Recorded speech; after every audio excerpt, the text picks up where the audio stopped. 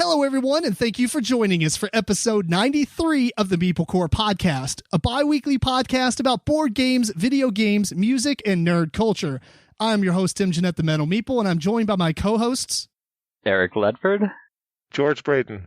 In this episode, we give you our first impressions for the board games, Yeah Blew It, Richard the Lionheart, and Hunting Party.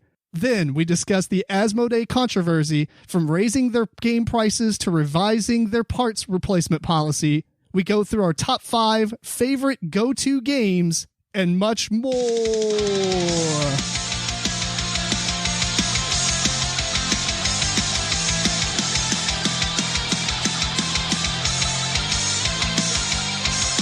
I just realized that I wrote this intro about the Asmodee thing like a tongue twister.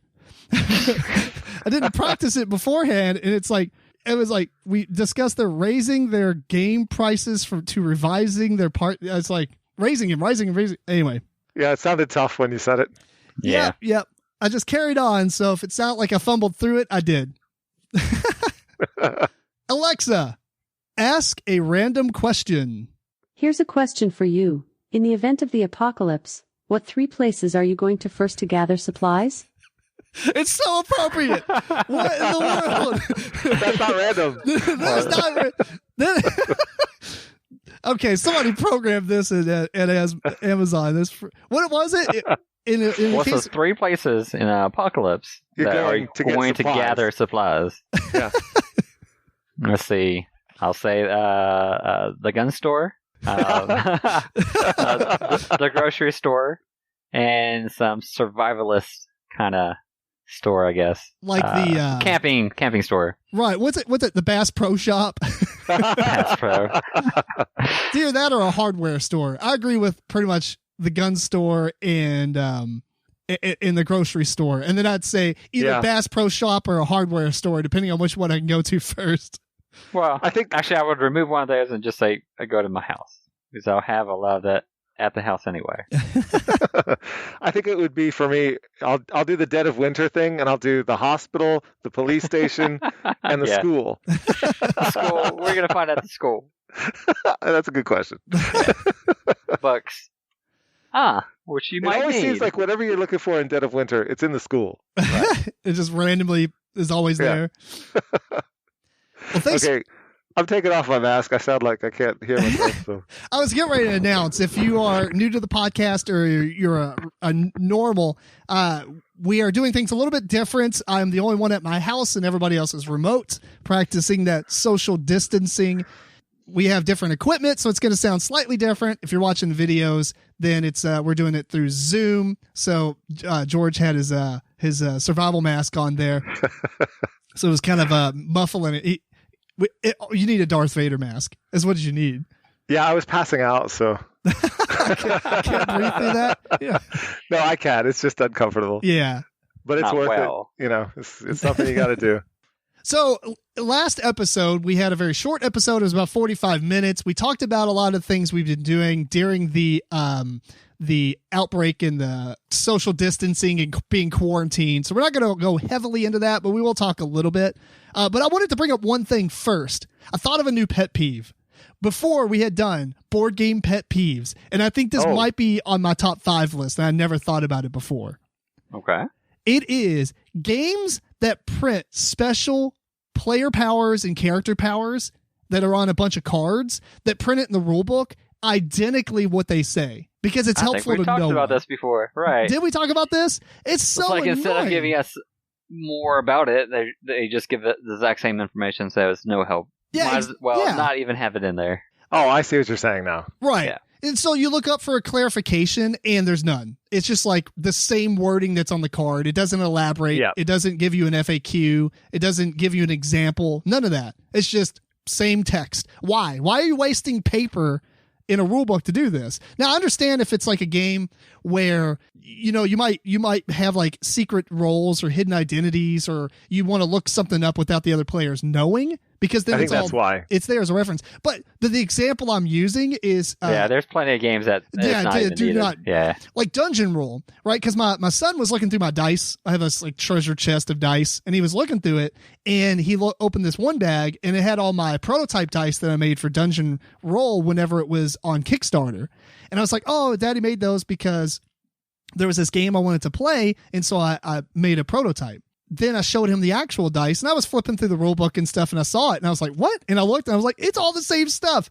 There's no reason to have that." Like, as a matter of fact, it's even worse in this game because it came with a separate rule book that had all the printing. It wasn't just part of the normal rule book. So, very unnecessary. The lifespan of that game for me was very short. The lifespan of that game was, I was super excited, and then the game is absolutely not great. It's a fun concept, but my problem with it, and I've reviewed this over at the Dice Tower, but the one thing I said about it is treasure is literally not exciting because you get treasure and it's worth an experience point for every treasure you collect, right? Whole game where, Yep. Right. Yeah, so you're going through this dungeon and you roll dice, you try to fight the bad guys, and if you get to the next level, then you get a point. But you get like 2 or 3 points if you just roll the dice that allow you to grab treasure from the bag or from the box or whatever. So why not just hoard that and have like 10 times the amount of points than you would experience by making it through the dungeon? Yeah, it was bad. It's like spend this one treasure to go to the next level and have a harder time. So it just the treasure should not have been worth experience points. It should have been stuff you want to spend or make some of it worth experience points even if you spent it. You know what I mean? Because what's the point in getting all this treasure you're just going to hoard if you're not going to actually use it? And even if you house rule it, the game doesn't have that much of an arc. It's very, very samey. So yeah, and it has a box that looks like a treasure chest. It's very gimmicky. I'll tell you what, though, on your shelf very well. Unless you have the Kickstarter version, then it looks like a mimic. A mimic. I couldn't think of what it's called. Yeah. I have the highest level Kickstarter of the game. It's the first Kickstarter I've ever done, and so it's literally the only reason I keep it around. For the box. Well, no, just because like for memories. Just for the memories, yeah. I think it was the first. Maybe Boss Monster came out. Whichever one of those came out first was my first, and then the other one was the second. Okay. But my point is, it's just it was like a really cool concept of a game. I loved it.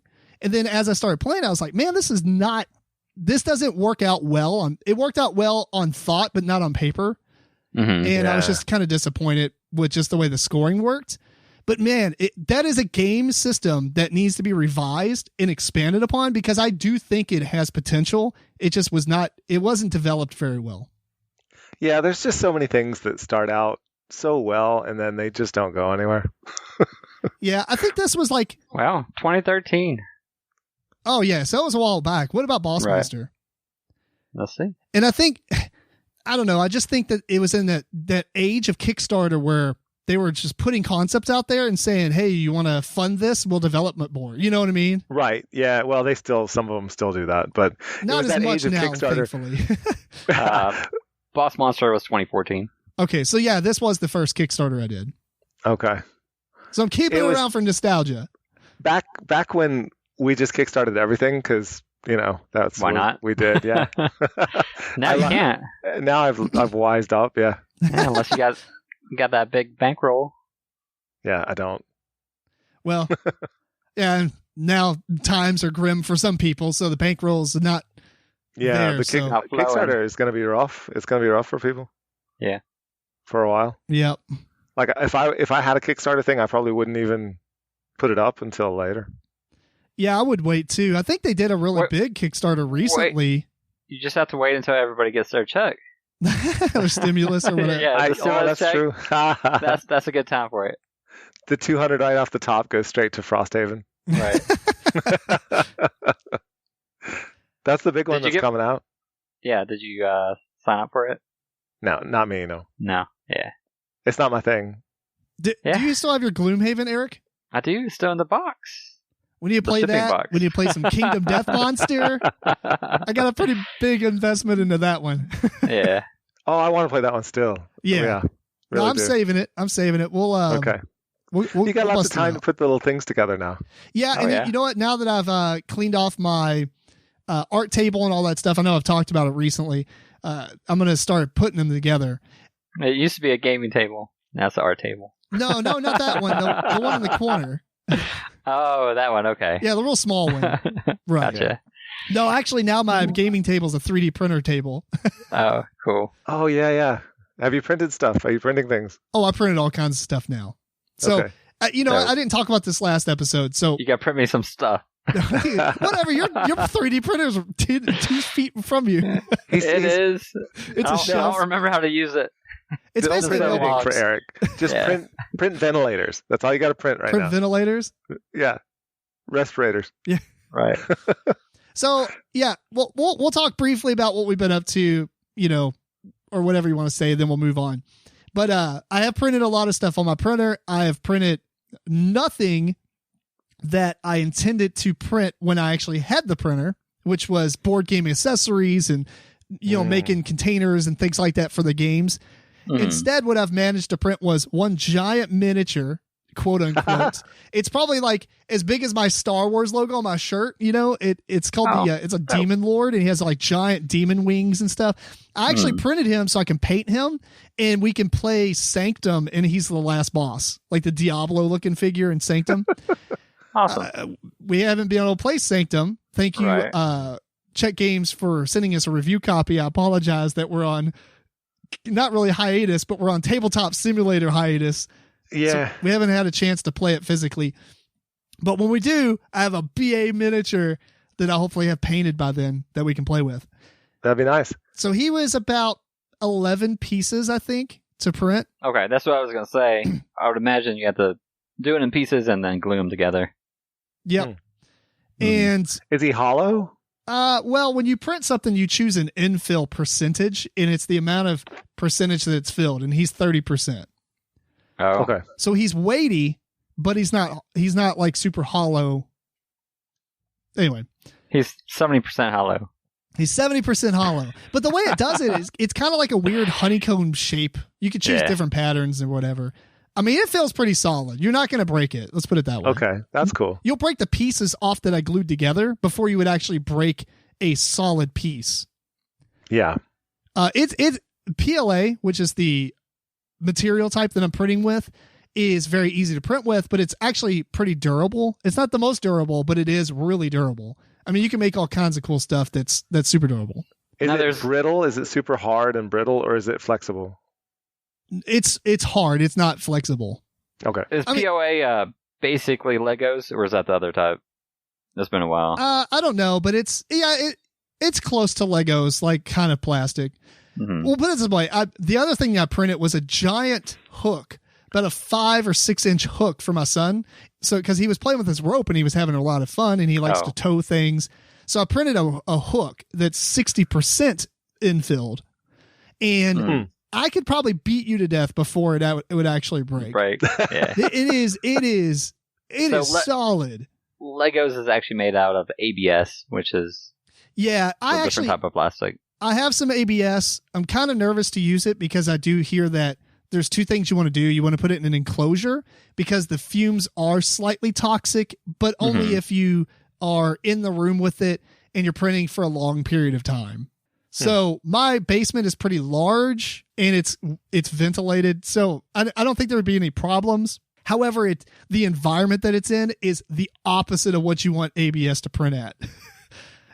You don't want a cool basement that, that's in this out. You want it to be enclosed and you want it to keep a really warm temperature and stuff. So I don't know if I'll ever print ABS. I do have a spool of it, so can't return it. I'll end up doing something, but yeah, ABS is much harder as a plastic, kind of like Legos, but the PLA is under it a little bit. And lastly, I printed some Apple Watch stands that you kind of like just sit your Apple, like you feed the charger up into it. And I put foam on the bottom, like this sticker foam, so it won't move on the table. You can put your charger in it, and you can just sit your watch on it, and it becomes like a little night alarm clock. Because otherwise, it's like a little circle. Eric, if you're watching, my phone stand. His little phone stand. He printed a phone stand. Yeah. Nice. And then I've printed a couple of other things.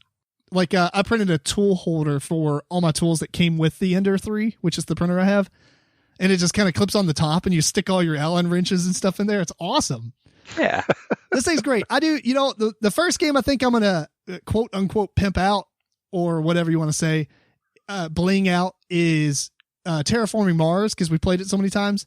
Mm-hmm. That was a joke. Right. But one of the coolest things I've seen, this printer prints at like 9 inches by 9 inches. It's 220 millimeter by 220 millimeter by 250 millimeter tall. So you can print pretty beefy things, but the player mat of Terraforming Mars is pretty big. But somebody made one specifically for the Ender 3, so you don't have to print two sections and connect them and glue them together. So it's like a smaller board than the one that comes with the Terraforming Mars. It's just like a little bit shrunk in, but it's one big solid piece. So you don't need the actual player mats that come with the game. You just use this, and you can use ink to like fill in the recessed wording and images and stuff that it has printed. So if you want to have some color to it. So I'll probably end up printing those. Can't fit as many cubes on it because it is smaller, but it's one solid piece and I can print it for crazy cheap. I figured out that 1 gram PLA is 2 cents because it's a 1 kilogram roll or spool of PLA. Mm-hmm. And it's about $20. It might be 24 if you get like some kind of fancy colors and stuff. But typically the colors I have, they're all $20, $19.99. So it's like 2 cents a gram. So some of the stuff I've been printing, like the little stand, even the miniature I printed was like $6 total. That'll help us with our orders when we place them. Yeah. Yeah, I'll print some stuff. I don't mind. Actually, as a matter of fact, the miniature and the Apple stand and the tool holder is the only stuff I've printed for me. Everything else I've printed for my brother, my mom, my sister-in-law, my son. So. That's brilliant. Well, other than that, I've just been playing Destiny 2. Been really hammering Destiny 2. It's so good. The expansion Shadowkeep is amazing. The game got a lot harder. Eric, I was just randomly queuing up for some strikes. Mm-hmm. And dude, some of the strikes I remember us just blasting through. We're dying like 3 and 4 times. I'm like, the game has gotten harder overall. Oh. Which is not a bad thing. I actually enjoy it being a little bit more difficult. Okay. Right. Yeah. Are you playing it with Matt? Matt doesn't play games with anybody. Oh, I thought he did. I thought he played that one. Nah, I just play by myself. Yeah. Currently, until Eric gets coerced into it. Yeah. Well, it's so big too. I think it was like 100 and something gigs, and until I upgrade my hard drive, need to do that first before downloading such a large game. That's fair. Yeah. So what about you, George? Anything else you want to mention that you didn't mention on the last episode? Did I talk about missing soccer really bad? No, but I don't think you did. Yeah. I miss soccer very bad. I miss it so bad. You just did. Yeah. There's no leagues right now that are playing. Right. Except for Bulgaria. Maybe they don't care. I don't know. You can play FIFA Soccer 2020. Yeah. On PlayStation 4. I think there's a league in Nigeria that's still playing. Like, those are the only 2 in the world that are still playing right now. Mm-hmm. And I have a buddy who's actually placing bets on it, and he doesn't know anything about those leagues. So he's just like, it's the only soccer he has. It's kind of weird. But so what I've started doing is there's a site called footballia.com, and I go there, and it has an archive of every soccer match, like from forever, from TV. And so I'll just pick a random one that I have no idea who the teams are or whatever. So I don't know who's going to win. And I'll just start rooting for a team and watching it. It's pretty sad. Oh, nice. That's funny. But at least I'm surprised, by the end. See, I would tell myself so much like it's in the past. It'd be hard for me to keep that mindset. Like, be surprised. Yeah. I can't pick something I know already, like, although I did start watching the 94 World Cup again just for nostalgia, even though I know the outcome of all the games, whatever, but it's okay. It's still interesting to watch the soccer and see those players, that it was one of the first times that it became big in the United States. So And the soccer wasn't very good back then. It's only 25 years ago, whatever. It wasn't good. I would imagine it stayed pretty similar. It's the change. No, we're way better these days. Okay. We've evolved. Yeah, athletes have evolved. They really have. Yeah. Got faster. We can do more tricks. Smarter, yeah. Yeah. My laptop crashed, but it's okay because it's not the thing we're recording on. Oh, okay. It just means you don't know what's next, I guess. Yeah, well, I already read ahead. Okay. So, cool. Anything else you want to talk about, or we're going to talk about Eric? That's about it. Nah, we play some things online, some things in-house. We talked about this a little bit before the podcast, but played PAX Premiere 2nd edition on tabletop here just recently. I thought it was really fun. It was a longer game. It took us, I think, 3.5 hours. 30 minutes for rolls maybe. But it's a area majority tableau building type of game. I haven't played any of the PAX games. I'm not sure if either of you have. No. Thinking not. I've not played the PAX. I've played Greenland and what's the other one? The other one. Anyway. The other one. John? Neanderthal. Okay. Neanderthal. Yeah. Gotcha. But yeah, if we ever get a chance, it's on tabletop. I think we should try it out. It was rather fun. You go into different coalitions together. So there's some team aspect into it, although everybody's for themselves. And like I said, you're just trying to build your tableau. You're these Afghan tribes or people, and you are trying to take over different sections and get dominance. And there's different amounts of dominance checks throughout a game depending on how the card row kind of fills up. But yeah, definitely something for us to try out, I think. Maybe talk about it in the future. I would enjoy that. I've really enjoyed Greenland. Good. By the same designer. And then there's we played The Crew, the quest for Planet 9. There's a lot of hype on that game, but I really enjoyed that one as well. Is that when we played it, or did you play it more? No, just the time we played it. So supposedly, all these hands can be beaten, but we did try to play one through that was really hard. It was late at night. We need to give ourselves a little break. We gave so many takebacks. All right, don't play that card. Maybe another card. And we were not good at this game. Still, we were not able to backtrack, enough to even win that game. So I'm not sure if it is true that every hand can be beaten with every mission. We didn't start from the very beginning and get better and better. We kind of jumped forward, and it was like, I don't know. What was that? There's like 50 missions, and we started, 6, and then played 8, and played 25 or something. I don't know. Was it that high? I knew it was something hard. Yeah. So it does get harder. It might have been like number 8, though. Yeah. It could have been 8. I don't think it was 25. I think it was 5. I don't think it was that far. We were bad. Oh, no, it was mission 6. We played mission 5 and mission 6. Yeah, and we didn't get past 6. And does it actually get harder the further you go up? Well, I mean, it gets harder as far as like what the goal is, but at the same time, it also gets harder based on what you actually draw, too. Yeah, for people who don't know, it's a trick-taking game where you have certain players that have to win certain tricks, certain cards in certain tricks, and there's ways to communicate with each other, but they're very limited. So it's very thinky. Oh, you only have you have one token that you can place next to your card. You can put it on top of it if you're saying, this is my highest card in the suit, or you can put it like on the side and say, this is my only card of the suit. Yeah, put it on the bottom. Put it below if that's your lowest card in that suit. Right. So if basically, you put it above or below, that means you have other cards of that suit. Right.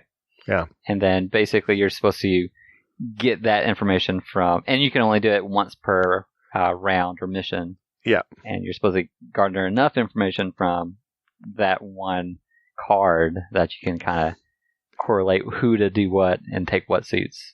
So yeah, it was rather fun. It was really hilarious, though, because so many times somebody would put out a card and then someone else would say, okay, we just lost. Yeah. Yeah. That is actually the card I was supposed to take, and you won the trick with it or something. Yeah. Yeah. So. It was pretty fun. definitely something that you have to keep in mind and pay attention to, what the goals are, because they do change from game to game. Yeah, and I think you're supposed to lose that game a whole lot because they have a logbook that you're supposed to put a check mark every time that you redo a particular mission. Oh, really? And then you count it all up by the end. So you go through like 0 to 50 and like how many times that you succeed. Yeah, your lowest score is 50. Yeah. So I don't know how much people are getting. I don't know if anyone's made it all the way through 50 yet, but I would love to know, are they getting 150, 350? I don't know how many, right. points. Yeah. Are they getting like 80 and we're just really bad? I don't know. We just started. Yeah, but we did that like 5 or 6 times. Right. Well, we did. We counted it as a loss, but we did one time. We should have counted it as like 10 losses. Right. Yeah. We did want to see if it was doable. That's true. I mean, we did fail once, and then we failed twice, and then we're like, let's just see if it works out. Right. Which it didn't. We couldn't make it work out. Yeah, but it was still fun to try. It's definitely a cool idea for a game. Yeah. Another game that we played that I think we should talk about real quick. We won't do it in our normal format because maybe we'll play it more when we actually get a copy. But that, what was it called? Rosetta?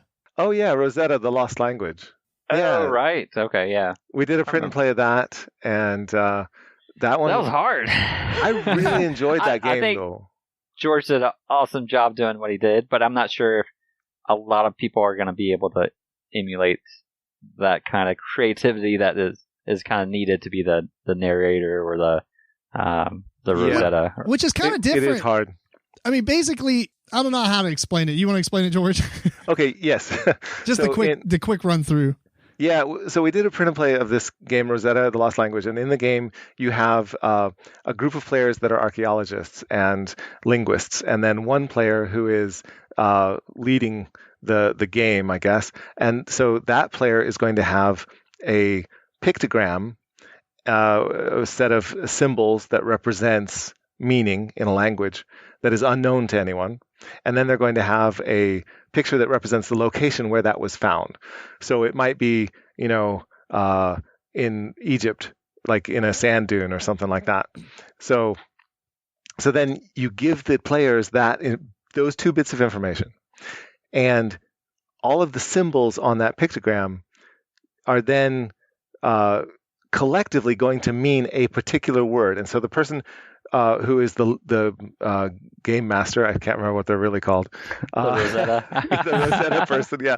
Right. The person who has given those to the players, before he gives them to the players, he's going to write down a word that pictogram means to him. And he's going to show them the orientation of the pictogram so that you can turn it one of 4 ways because it's on a square card. So each card could be used 4 different times or 4 different ways in the game. And then everyone who looks at that card might see a different meaning as well. So there's a lot of variability to the game. But for example, let's say the person had a picture of the desert and then they had a card and they wrote down secretly and put face down that pictogram meant bazaar, or marketplace or something like that, right? So then they put that face down. All the players then look at the pictogram, look at the where it was found, and then they start making guesses as to what that word is. But they don't have anything to go on to start, so they make some kind of crazy guess and they say, okay, it's a camel, right? Or something like that. And then the person who has... This is the hard part. This is the hard part. The person who Right. has the pictogram has to decide in that language that they're envisioning, what would a camel look like? Like part of that pictogram might actually be a camel because you could have camels at a bazaar. So then you give them that little piece of information and hopefully they start tying all this stuff together and they get little bits. They get up to 9 questions. And if they guess something that's completely, unhelpful, let's say they guessed clown or something like that, then you would just cross it out because that's a terrible guess. And even if you showed them how to write clown in that made-up language that you're making up on the spot, it wouldn't help them. Right. So it's this very interesting challenge where you have to sort of come up with the basic building blocks of the language in your head and like what's going to represent, like, okay, if I do an animal, it's going to look like a rectangle, and okay, a person's going to be like a cross shape, and just whatever. But then they ask about a clown. You're like, okay, that's a cross, and then he's got a big nose, whatever, whatever. You just have to make it up, and they have to like piece it together. And by the end of the last guess, they either have figured it out collectively or not. And on the way, there are at the end of the third guess, they get a piece of linguistic information. So they have a discovery, and there's 10 cards that give you a certain amount of very helpful information. So one of them, for example, the person who's made this puzzle for you will give you an adjective which best describes that word. So if it was bizarre, okay, that's a tough one for an adjective. Like you might say busy. That's probably not the best. That's what I'm coming up with right now. Yeah, no, that's fine. But some kind of word so that they would know, okay, it's not a tomb because that's not very busy. You know what I mean? It would at least put them in a certain direction. Yeah. But there might be another card. They get 2, and they get to at the end of the 3, they get 2 of these 10 cards, and they decide which one they want. The other card might say, during the course of the game, you get to ask 3 yes/no questions that the person has to answer yes or no. So maybe you think that's more helpful, and you choose that as a group. And then at the end of the 6th guess, you get one piece of that pictogram that's given to you, and that the person just says, okay, this thing, that means horse, or whatever it means. Right. Or palm tree or whatever. It's so bizarre. But a tent, probably like a tent. Something that makes sense related to what the thing was that you're making up anyway. And explaining the game, it sounds like it'll be pretty quick. But for us, it was like 9 questions, but it still took us like an hour. Well, you really have to give it a lot of thought. Right, You do. A lot of discussion in it. You're deducing something that's being made up on the spot. Right. Yeah. Yeah, and it's not like a little filler game. It's not. It's very tricky, but I loved it. I loved the challenge of it. I thought it was really fun. I hope it was fun for the players. I don't know. I wasn't playing. I really enjoyed it, but then I looked at the box and what it comes with, and I'm like, I don't know about this. Because check it out. It comes with 20 inscriptions. Yeah. So those very beginning things that you had that kind of, shows the first symbol that you're trying to, the main symbol you're trying to guess. Yeah, the different pictograms. There's usually like 3 or 4 symbols on one card. Yeah. It comes with 20 of those. It comes with 10 location cards, which I don't know if you mentioned, but basically it's like full picture cards that you can kind of draw a correlation to. I guess it helps you set a theme. Like maybe if you want to choose like Egypt style desert stuff or medieval.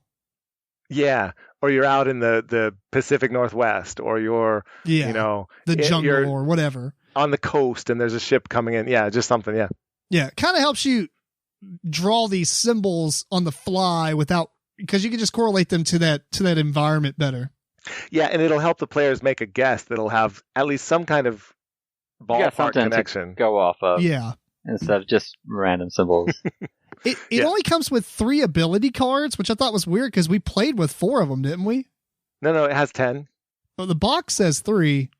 That's weird. No, it's 10. Huh. And then it says 10 guess cards, which I guess is the... Oh, those are the things you write on. Yeah. To make your guess with a dry erase. Right. 2 markers and a rule book. So the game, I mean, I don't know if this is like an older box. This is the back of the box, though. I don't know if this is older. Hopefully they have more, but I would 20 inscriptions sounds kind of weak. Well, but like I say, you can turn those 4 different ways. Yeah, I guess. And it'll look like one thing one way, and it'll look more like another thing turned the other way. I mean, it's not really hard to draw those out and just make 50 more of them. Right. Yeah. I can agree with that. Well, it wasn't a hard game to do it yourself, honestly, but I think it's innovative enough and... to pick up.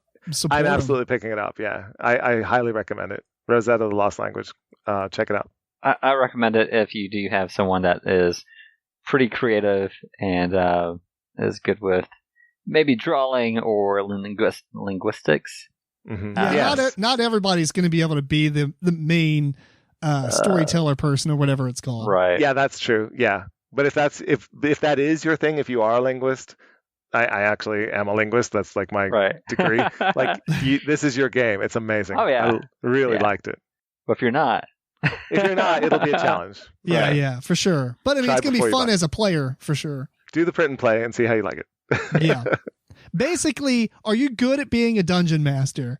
Then you have a good chance at being that person in this game. You know, if you are the kind of person who maybe struggles with this kind of thing, you could, before you play, you could just do some research online into different picture languages, you know, the various Native American picture languages, or even Egypt, like Norse, you know, Egyptian runes, symbols. Yeah, just all Japanese. Hieroglyphics. Yeah. So look into some of that and you'll get lots of ideas. Inspiration. Yeah. All right, cool. You want to do the news items that I had wrote down? What? I'm gonna do them, but are we ready to move on? Yeah. All right, so well, hang on. Actually, when my computer crashed, I forgot that I didn't have them wrote down, but I remember what they are. First off, BarBEARian Battlegrounds has an expansion coming out by BarBEARian Games. That looks exciting. This is Barbear with like a bear. Yeah, like the bar. Have you played this? No. Oh, it's so good. It absolutely seems like the game I would hate, and then we have a lot of fun with it. Okay, it sounds like the game I would hate too, so I'm gonna be surprised. You roll dice and you assign them behind your screen to the different abilities, and then basically beat each other up. But I mean, you could choose who you fight and stuff, and you're trying to get so many victory points to win. But you can get bears. In your bears, yeah, your bear tribes. Barbarian. Yeah. So there's an expansion coming out to that. Unfortunately, with all this craziness going on, I didn't have a chance to look into what is cool about it. I'm just excited about it. Just like the next expansion announcement that I did not look into. Oh, before you mention that, though, I have a bear joke. Oh, here we go. Okay. So what is the most condescending kind of bear? What? A pan. Duh. God. It seems like the jokes I'm reading in my son's magazine that comes every month. Yeah, it's about the same level. It's like submitted by Bobby, 5 years old. I'll laugh at him though, so it's all good. Yeah.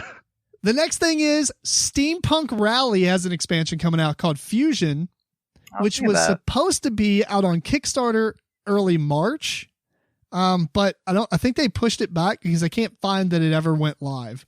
I'm so excited for this. As we were talking about earlier, not putting stuff on Kickstarter during this craziness. So, and then lastly is the Epic card game is out for the iOS and Android, and it is free to download.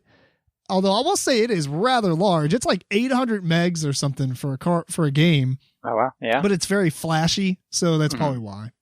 Flashy like graphics. Flashy is good.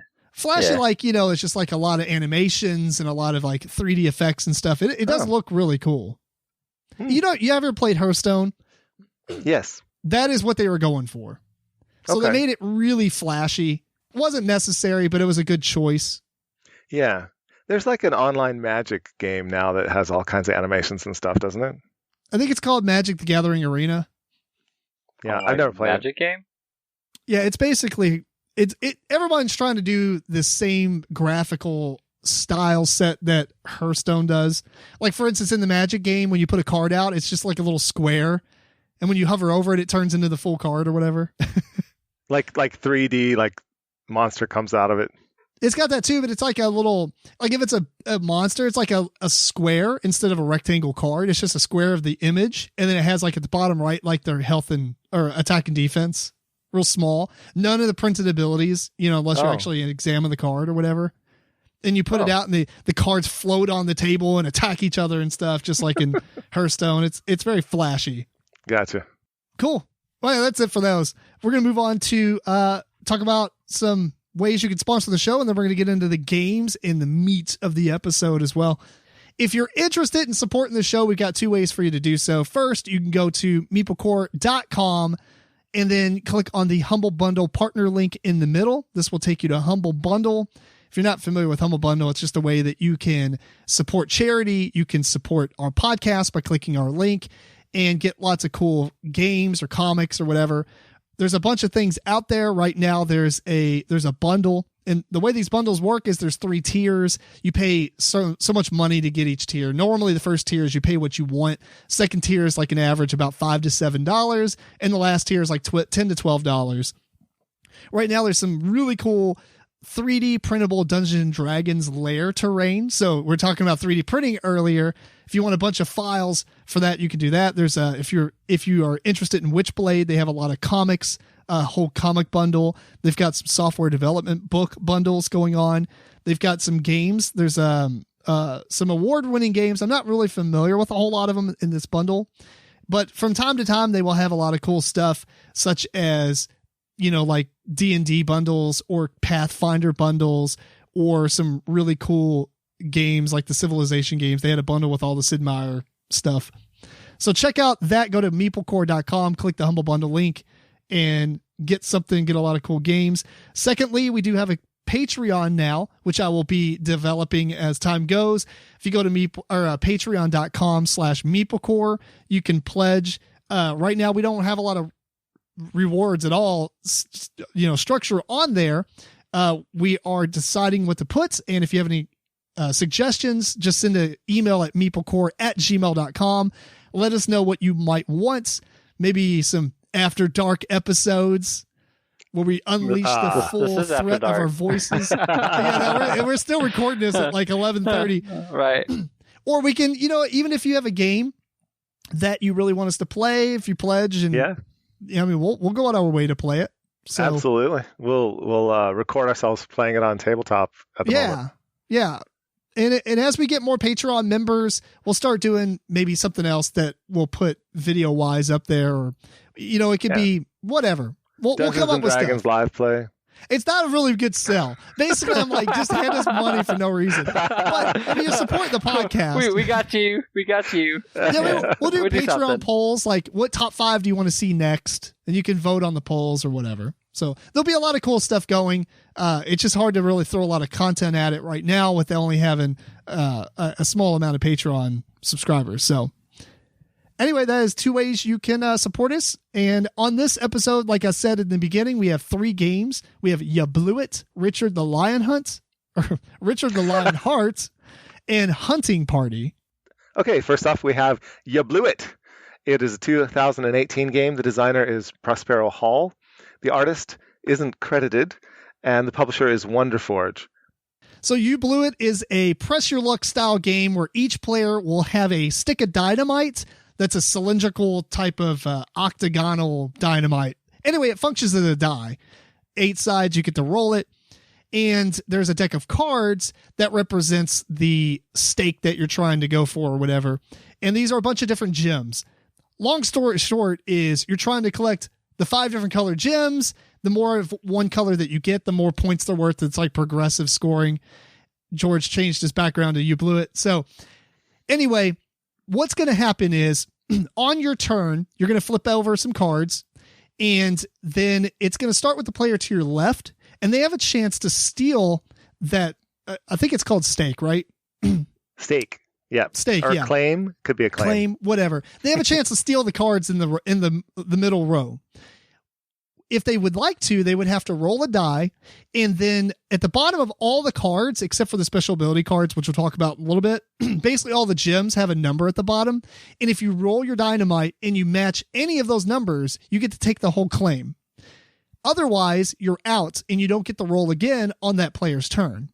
It'll go around the table until everybody either passes or rolls their dynamite, and then the player will decide if they want to take the claim or if they want to flip out another card to add, or flip out until they get another gem to add to the pile. And you can keep going and keep going. This is the pressure luck part, because the more cards that go out, the more chances the other players have to steal it, because if there's more numbers out there. Once you get the card, or once you're done, or somebody steals it, then it's the next player's turn, and you do that until the deck runs out. Now, you do start the game with a cursed gem. There's 5 different colors. I believe the game is 5 players, which makes sense. And you will have one gem that gives you negative points in the same value that the positive points would be. So maybe you don't want blue gems this game, because every blue gem is going to give you progressively negative score. once you go around the board until everybody's until the deck runs out, whoever has the most points is the winner. There is a couple of special cards, such as there's a dynamite card that comes out. You have to roll your individual dynamite and blow up all the cards that match that number. There is a card that will, I think it's called the safe, which will allow you to put the gems, put a gem color into that safe, and that it's protected. There's some other cards that allow you to re-roll your dice and things like that. There's not a ton of special ability cards, but that's pretty much the game. I mean, it's supposed to be a 20-minute game. I think it is a little bit longer than that, though. Yeah, maybe 20, 30 minutes. Yeah. So I'm going to start off by saying my favorite thing about this game is the massive anticipation of rolling the dice. I thought it was so gimmicky at first. And then you roll the dice, and what happens is they tumble and they get slower and slower, and it's like a slot machine. Yeah, and you eventually can see what's coming up. Right. Yeah, you're like, come on, and it just passes. It's like The Price is Right, where they're flinging the big the wheel. The big wheel, because it's just like tink tink tink tink tink tink. It is so satisfying. Tink, no. It's one of the best components. It is awesome. The box is terrible. Yeah, stop doing this, people. Is shaped like a piece of dynamite, and it's not going to fit on your shelf very well. It's going to look nice. It's going to make everything fall. Yeah, right. And it's big. I mean, I know that comes with it actually comes with a good amount of components. I mean, it's like a deck of like 60 or 70 cards. It might be a little bit more. And then it comes with all those dynamites, and then it has some, player aid cards and stuff. It's not a lot, but the box is really big because it's large and cylindrical. Look how large it is. You can see that on the podcast. It is really awkward, yeah. And the cards aren't great quality either. No, but the dice not really good, but the dice make up for all that. The dice are nice. Now I'm really biased about this game because I was on par that night. Oh my, yeah. You was hitting everything. It was disgusting. Yeah, we should have just straight up quit, went to the boat, played some craps. Yeah. I would have been on it. Oh my god. Can I bring my dynamite dice? No. Yeah. This is a game of luck, and you had it that night. Yeah, I was all on over it. But even that was just hilarious, Even the fact that we were just getting destroyed left and right, and you kept rolling exactly what you needed every time, that was still really funny. Right. Yeah. It's a good time. And that's fine because, it is a filler type of game. It's only going to be 20 or 30 minutes. Now, if it was a longer game, maybe there's going to be too much luck into it, but that was fine. I was surprised. The designer of the game is listed as Prospero Hall, but Prospero Hall is actually a group of designers out of Seattle, and they've done a bunch of games that are all kind of decent. The Funkoverse fighting game. Oh, really? Okay. They did that one. They did Horrified, which is a pandemic-y kind of co-op good game. Mm-hmm. Wow, this is the same company that put that out? Yeah. Well, I don't know about. It's published by Wonderforge, but it's designed by the same group. Co-op. Oh, I see. It's designed by the same group. Yeah. They did Top Gun, the strategy game, which is supposed to be a really good two-player game. I heard differently, but all right. They did Villainous, the Disney game, Villainous. Bob Ross, the painter game. They're just putting out a bunch of licensed stuff in this game. Yeah. And decent. Harry Potter, the battle game, that card game. Hogwarts Battle? Mm-hmm. Yes. So that's a bunch of really pretty popular hits. Right. It's pretty popular. And most of those games are pretty, they're good to great. Yeah. Yeah. And a bunch more. They've done a bunch more. Like there's a lot of their games are in Targets and Walmarts and things, Yeah. So you'd probably be able to find this one. I don't know. I've never seen it. I actually found it at Half Price Books, and it's the only place I've ever seen it. Oh. And I don't, what'd you say, a 2018 game, so it's not really that old. Yeah, 2018, yeah. There was one thing I wish the game had, though, is some sort of special ability card that you can get that's like a retaliation if somebody fails against you. Against you. Chuck a dynamite at them. Right, or it gives them a penalty for trying to steal from you and failing. You want more of a take that type of mechanic in it. I got you, yeah. Not a whole lot of them, but it would help to, I guess, knock down the leader if there was one. Yeah, that's true. You can't really do anything, to anybody during the game. You can try to take their claim, but really, that's for everybody. you're not really picking on one person, that this person's the leader, I'm going to take away points from them. Yeah, and I don't think most of the time you're getting your cards on your turn. You're getting all your cards from other players' turns. Yeah. Well, you were, yeah. That's true. Depending on how you roll. Yeah. Now, I mean, maybe in a smaller player count, this would happen more, but it happened once or twice, but where the rounds kept going until all the opponents are out and it's just the person flipping out cards. But there's a small little rule for that you can't just keep going and going and going. Right. I think it inverts it, actually. Yeah, it does. If I remember right, yeah. So it is, if you roll any of the numbers, you bust. It's like you get to go one more time and then you have to choose to roll your dice or keep them. No, that's what it was. If there's no opponents left and you choose to keep going, you could just take your claim and leave. But if you choose to keep going and there's no one else, it's almost like you have to roll your own dynamite against yourself kind of deal. Which I guess it makes sense because otherwise what you got to do is just flip out the whole deck. Yeah. And the game's over. Yeah. I won, guys. All right. Well, anything else y'all want to talk about? I mean, it's a small game. We probably talked as long as the game actually Takes happens. To play. Nah. I imagine it's not very expensive, and it's absolutely worth it. It's entertaining. Yeah, it's good for families. Pretty light, easy to teach. Yeah. Push your luck and roll some great dice. Yeah. If I had a wish for one thing that would have been a little bit different, it would have been cooler if the stake was more cards. Like if the game came with like double the cards and you were like seeing double the amount of cards. I don't know. Maybe it would screw up the math, but it'd just be cooler to see more cards. Because when it's your turn and you just flip out one more card, nothing really changes. You know what I'm saying? It's just kind of small increments of pressure luck. Right. But so get two copies. Put them together. You know what? That's a good idea. Yeah. I don't think they have that second one, though. They had two copies. One didn't have the little string, and I couldn't find that last time I went. Oh. But I hadn't been that many times since then. Oh, that's right. You try to grab it for me, yeah. Right, yeah. It was pretty cheap. It was like $6. Find it. Yeah. Maybe they still have it. I don't know. But we'll find it somewhere. It's a good game. Yeah. Mm-hmm. Well, cool. That was Ya Blew It. Our next game is Richard the Lionheart. It's a 2017 game. The designer is Andreas Chiarvesio. The artist is Steph Kopinski, and its publisher is CMON. Come on, Games. Come on. CMON? Who knows at this point? I can't remember. So many times. How are we supposed to call them now? Is it CMON?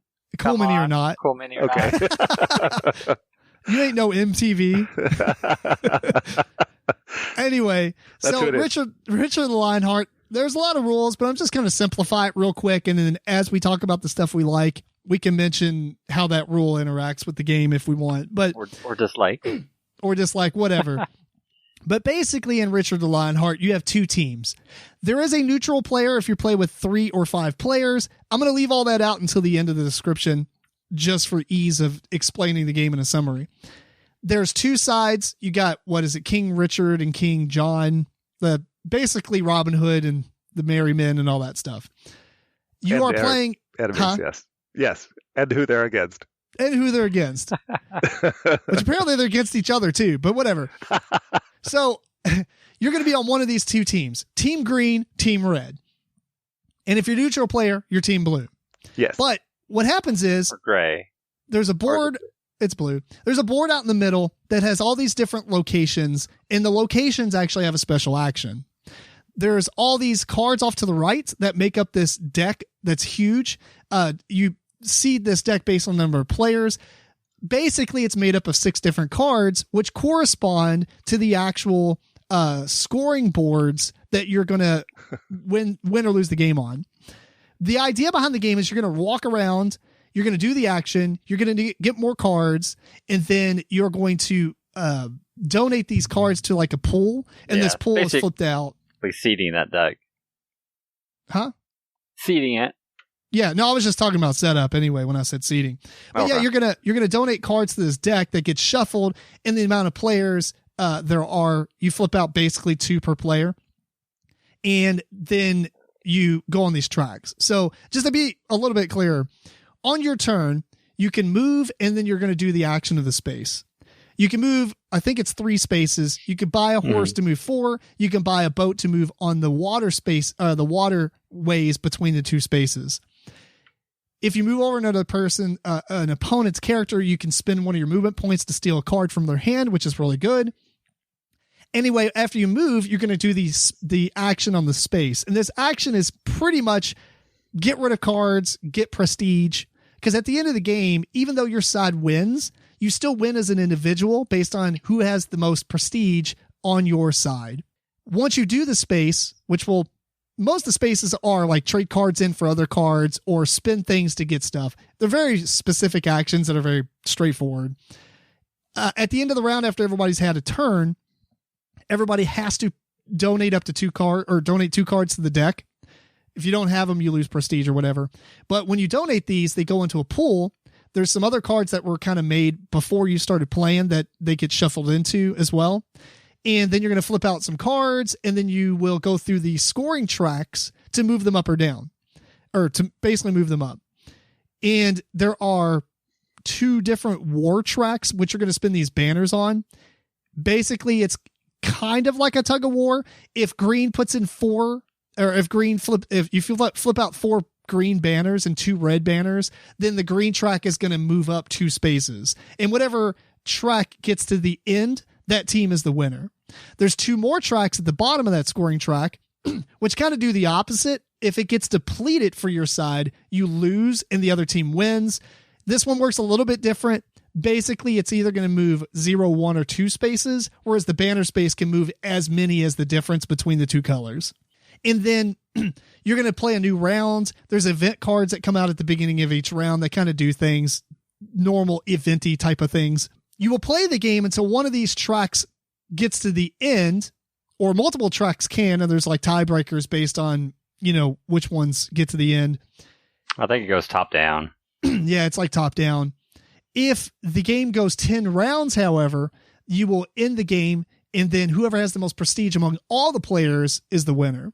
2 more things. One, there is at the end of the doing your action, there's this board where you can buy cards. You can also buy your horse, and you can also buy your boat and all that stuff too.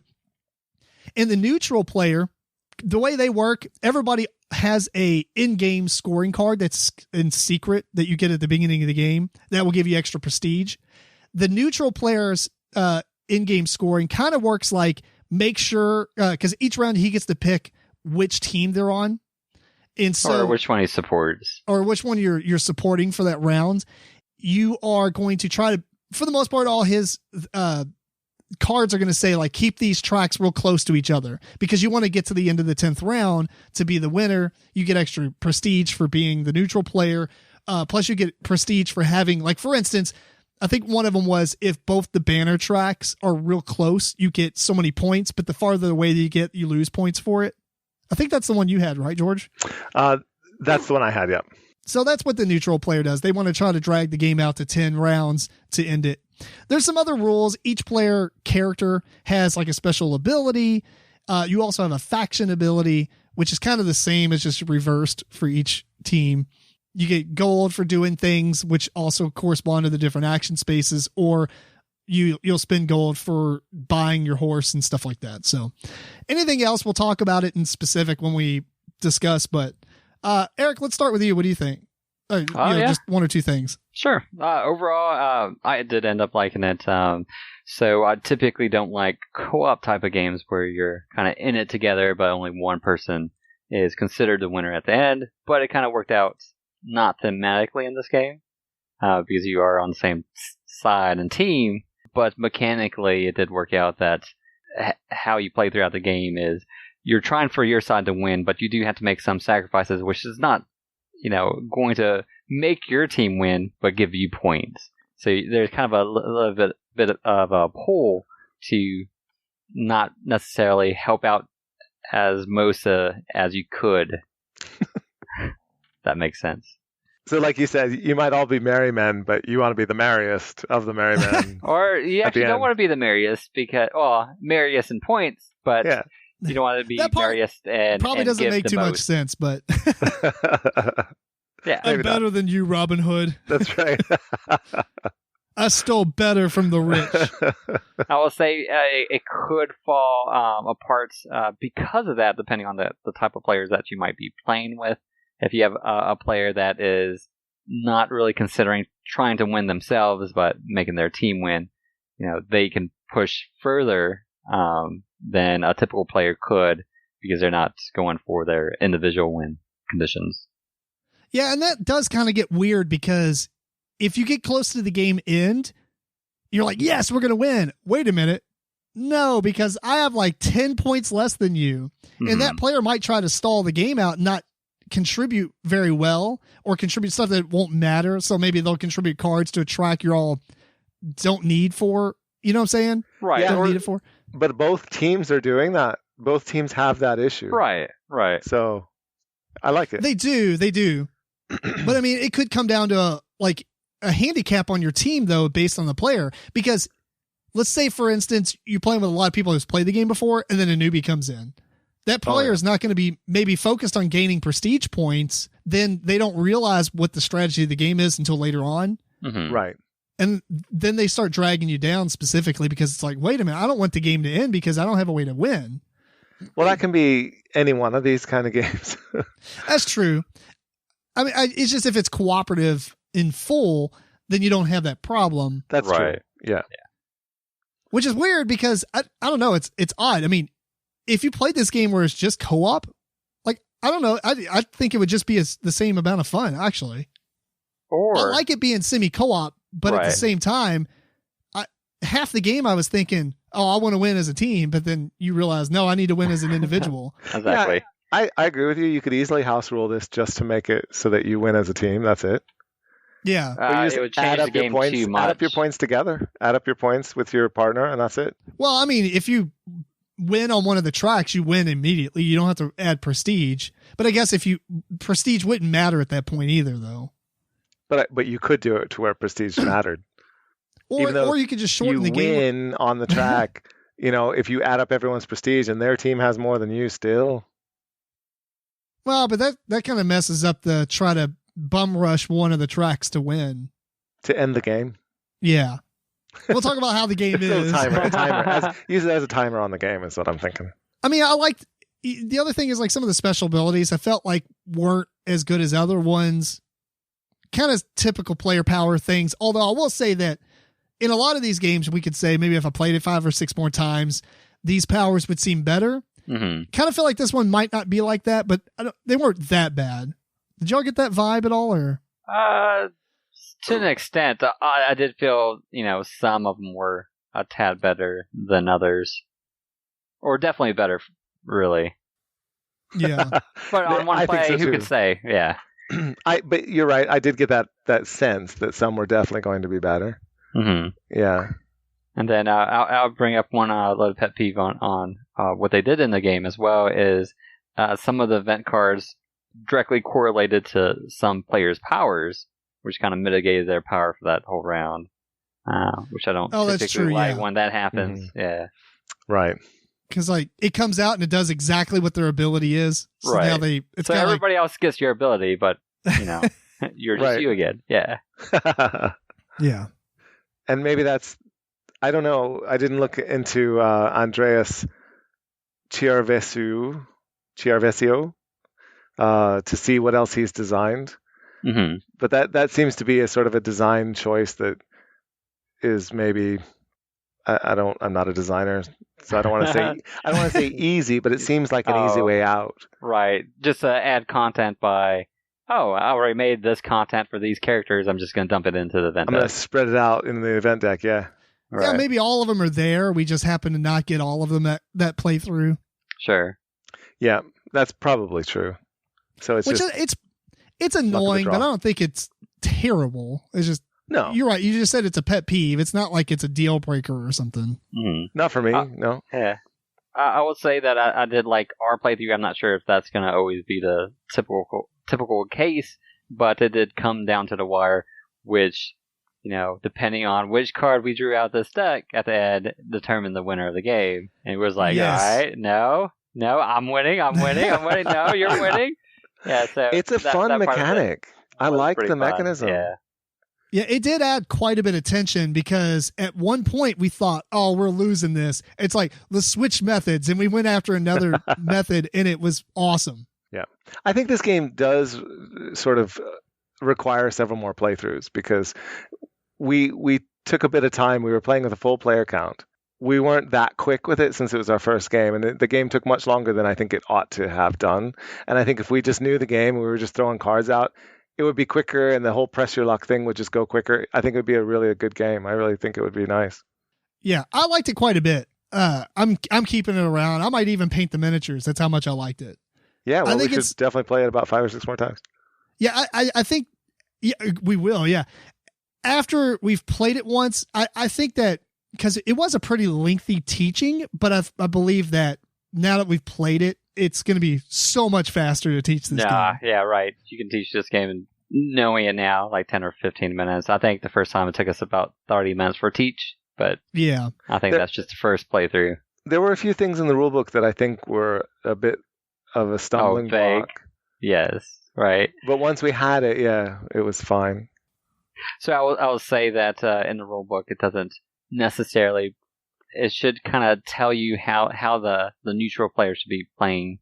You know, you're trying to drag out the game. You're not really on one side, and that's why I kind of stopped Tim on saying instead of joining that side, you're really just supporting that side for that moment. But next time, you're going back and forth trying to even out the teams because you want to drag it on to 10 rounds. Right. So you probably shouldn't play with a neutral player unless you're okay with having a bit of a longer game. Because, and I wouldn't recommend playing with the neutral player the first time you play it anyway. It just adds a little bit of vagueness to the game as far as the rule book. Yep. Now that we know exactly how it operates, it's not a big deal. Mm-hmm. But the idea, you're right, it is trying to drag it out to 10 rounds, whereas most of the time the game's probably going to end in the 5 to 7 realm, depending on probably the player count maybe, or just how things are going and how the luck of the come out. Yeah, the luck of the cards that get revealed. No, I quite enjoyed it. It was really good. Yeah, and I got this thing for a steal. I think it was on Cool Stuff or Miniature Market for like $17. Oh yeah, very nice. Yeah, the components are really good. I would easily pay like online Double prices for this. Let's be specific here. So no more than 32. Right, with free shipping. It's a big box game and it's quality and it's a fun game. I definitely recommend it. Yeah, it comes with a lot of stuff. So very impressed by this one. Any final thoughts on this one, Eric? No, I enjoyed it. Whether you play with a neutral player or not, I think, like you said, neutral player is going to be a little bit longer game because they are there to try to drag it out longer. But it was fun. Yeah. This one surprised me. We recommend it. Check out Richard the Lionheart.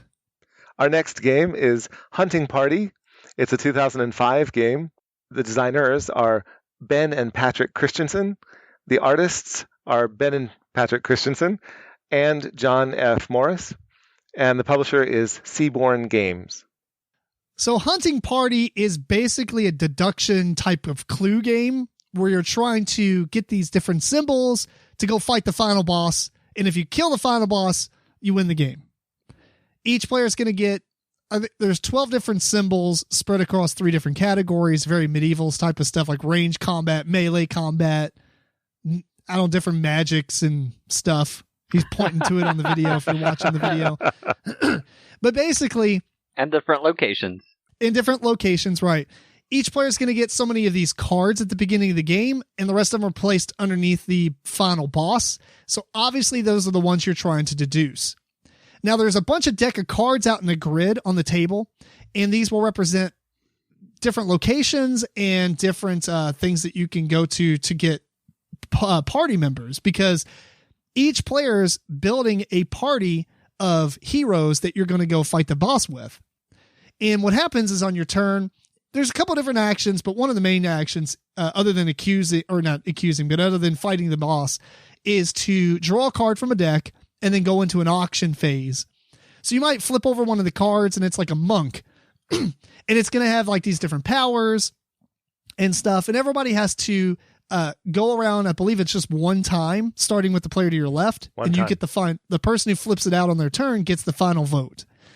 You have 8 shares who flips it out. Sorry, the person who flips it out chooses whether they want the first vote or the final vote.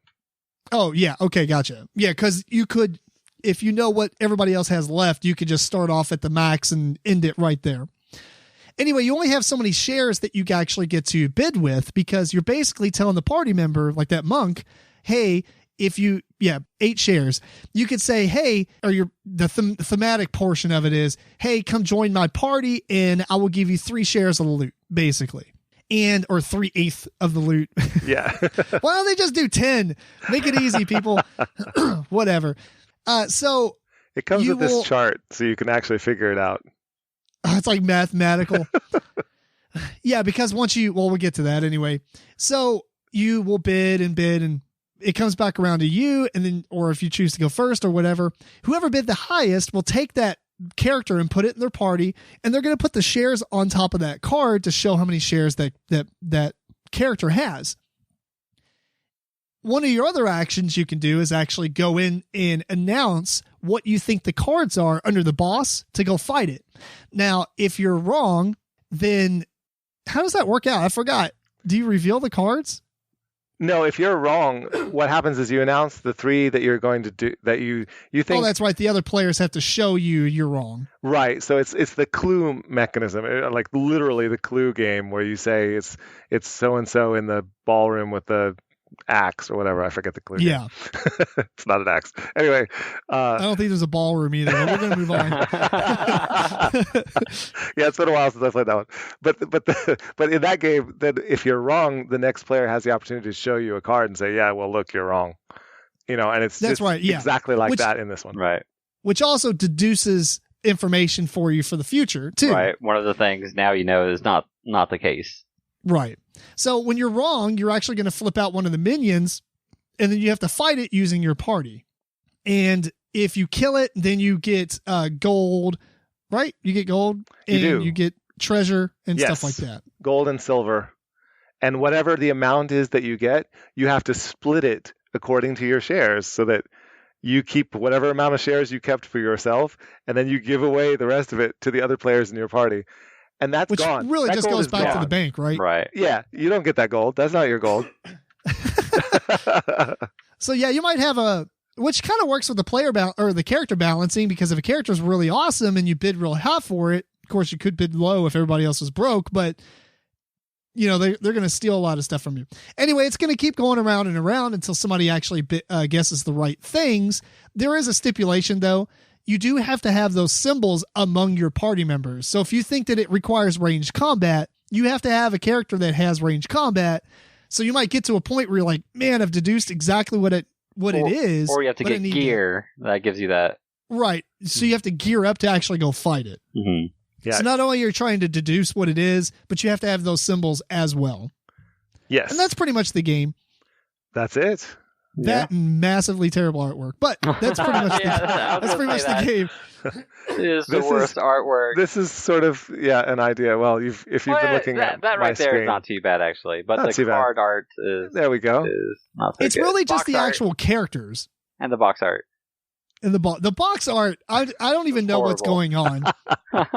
It's just so it's like a bad South Park episode where they cut out all the characters out of cardboard or paper craft and glued them on. There's no cohesion. Yeah, let's see. The box art is right here. It's so bad. What is happening in this picture? We don't know. I don't know. The gathering anyway, George, for a hunting party. This was your game, so let's start with you. What did you think of Hunting Party? I actually really liked it. It's George likes all games. No, that's not true. But for a very light clue kind of game with a sort of an extra layer of auction on top of it, it gives it a bit more strategy, and yet it's still basically clue, and you can play the game in less than an hour. I'll get on that. Well, actually, the first time we played it, it was only like 45 minutes, and it wasn't bad. I wouldn't consider it good. we played it again. It took us like 2 hours, and that's where it went bad. So there's underlying game elements to this game that I think are good or could be good, but I think it kind of pitfalls in a couple different areas where I make it more in the bad category. For one, like we said, you go out, you go through the game, you're gathering characters, you're getting equipment, and you're trying to get specific equipment, and you're making guesses in which you figure out, oh, I don't need this character anymore. I don't need this equipment anymore because it's not useful. Because you only need certain things. You have to put together the perfect party to go take out the shadow. Right. Yeah. But the elements in the game make it hard to do so because you have to basically disband your whole party in order to, unless you had specific characters that let you get rid of onesie-twosie guys, you kind of have to disband your whole party and kind of start over. And in a sense, yeah. In a sense. You should just be able to spend your gold to like buy them out. Right, or something. So I think your contract early. Right. I think there's, like I said, there's a good game in there, and if they made some changes, or more house rolling, maybe you can make a good game from what they've tried to do here.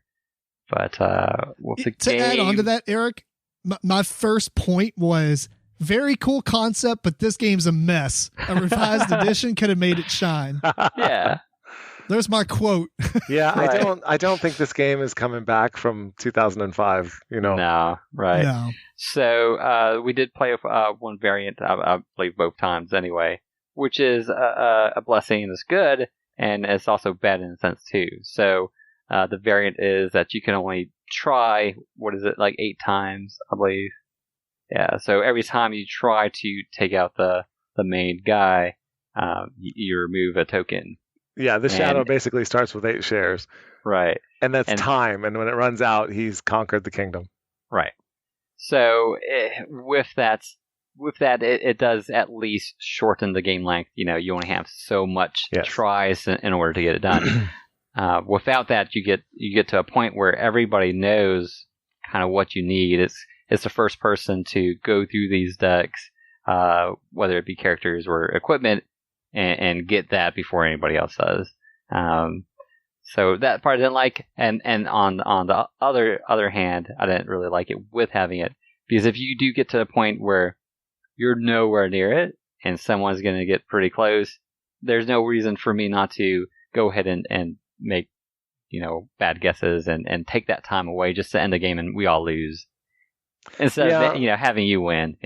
Yeah, that's true. That'd be pretty crummy if someone. Yeah, because it doesn't give each person the same amount of guesses. It's just a pool of guesses that everybody's guessing from. Right. So somebody might actually guess 6 times, and like the other players guess 1 or 2. Yeah, well, that would be easily house ruled as well. Just make it so everyone gets a certain number of guesses. Right. Yeah, it's a 3-player game. Everyone gets 3 guesses. Yeah, the only problem with that, like, it fixes the time issue, but you have to go and try to fight the boss to even fight minions, or to kill them to get treasures. Yeah, or to get information. Yeah. That's your basic way to get information. You have some characters that may help you get additional information on top of that, but your main source of deducing is to go fight. Yeah. Yeah, I think a really interesting thing about the game is it's not simply a deduction game. It doesn't matter if you beat the shadow. It doesn't matter. Yeah, I do like that, right. It actually doesn't matter if you beat the shadow or not. Yes, you'll get a ton of gold for doing it, but if you haven't given yourself enough shares to do so, then you're only getting a little bit of gold out of killing the shadow. I didn't forget that. It's just whoever has the most money. It's whoever has the most money. Like, if you go and you fail to fight the shadow, at least you're hoping to go fight a good monster to get a bunch of money. So that's a very interesting aspect to the game. It's not simply, did you figure it out? Right. Right. But even if you go fight the shadow and you've given all your shares except 1, and you defeated the shadow, but you only get, a couple pieces of gold, that's not going to win you the game. Right. Necessarily. Yeah. I think that's a clever way to do it. Sure. So, for me, overall, it's for a 3-player game under an hour, it's still a win. It's clever enough, It has its picadillos, I think, but yeah, you could easily house rule some things and address them, make it better. Yeah, but there are certain cards that I'm taking out of the game because some of them are way overpowered, especially if they come out whenever everybody else is broken, you're not. Yeah, there's something we didn't play with that's interesting as well. If you're playing with somebody who's quite good at deduction against players who maybe are not, then you can give them a handicap, and they get a member of their party who just frankly sucks. Oh, or takes shares. Yeah. That's funny. So there is a way to sort of mitigate it a little bit. So which character did you not like, or you would take out? The one that gives you information on other people's guesses. Yeah, they get as a free action, look at your card. The seer, if Tim guessed, this might be the one, I'm not sure. If Tim guessed and he guessed wrong, and you had to show him a card, you also show me the card because I'm the seer. Yeah, that's terrible. Well, there's also the monk. When you go battle with him, he helps you out, but he takes none of the shares. Oh, he's amazing. He stays. He's amazing, but I had him. Right, he's OP. Yep. He definitely helps. I thought the game was good. I mean, I enjoyed it. Well, let's say that. It could have been good. Yeah. I do think there's a lot of things here that really are just a mess, like I said. Yeah. But I did enjoy the game. I like the concept. And it is a thing that I wish that somebody would revise and put a little of TLC into to make it a better game. Yeah. Yeah, I agree with that. Overhaul the artworort and stuff. I mean, this could be pretty good. I should throw this in a fire based on the artwork alone. Yeah. Apologies to the artist, but I honestly don't like it. Isn't this the same as the designers? Wasn't it the same? It was, plus one other guy. That's always like a red flag. You designed and drew the game. Yeah, if you get tired of a certain style of art, like all of the Ryan Laukat games, I'm a little tired of his art. He designs and does the art as well. I don't know. Anyway, that's a separate issue. A billion people just threw their fist up in rage. What kind of blasphemy statement is that? I love some of his games, but I think I'm just getting a little tired of it. Anyway, that's not my point. My point is this art strikes me as art I might have produced when I was making 12. D&D characters and I was 12. Yeah. And so it's and that's cool. I enjoyed it. When I was 12. Better than what I can do, but I'm not an artist. Yeah. So for me to actually still play the game and get something out of it, overlooking that level of art, it's got something there that I like. Right. So. Yeah. I mean, I would play it again. I'm not totally against the game. Yeah. Which actually, like I said, the first time we played it was only 45 minutes, and it was like, I see some good gaming in there. But the second time we played it, it was like 2 hours. I was like, How in the world did it go that long? Because we got to the point where we all knew what it was, but none of us had the stuff to complete the mission.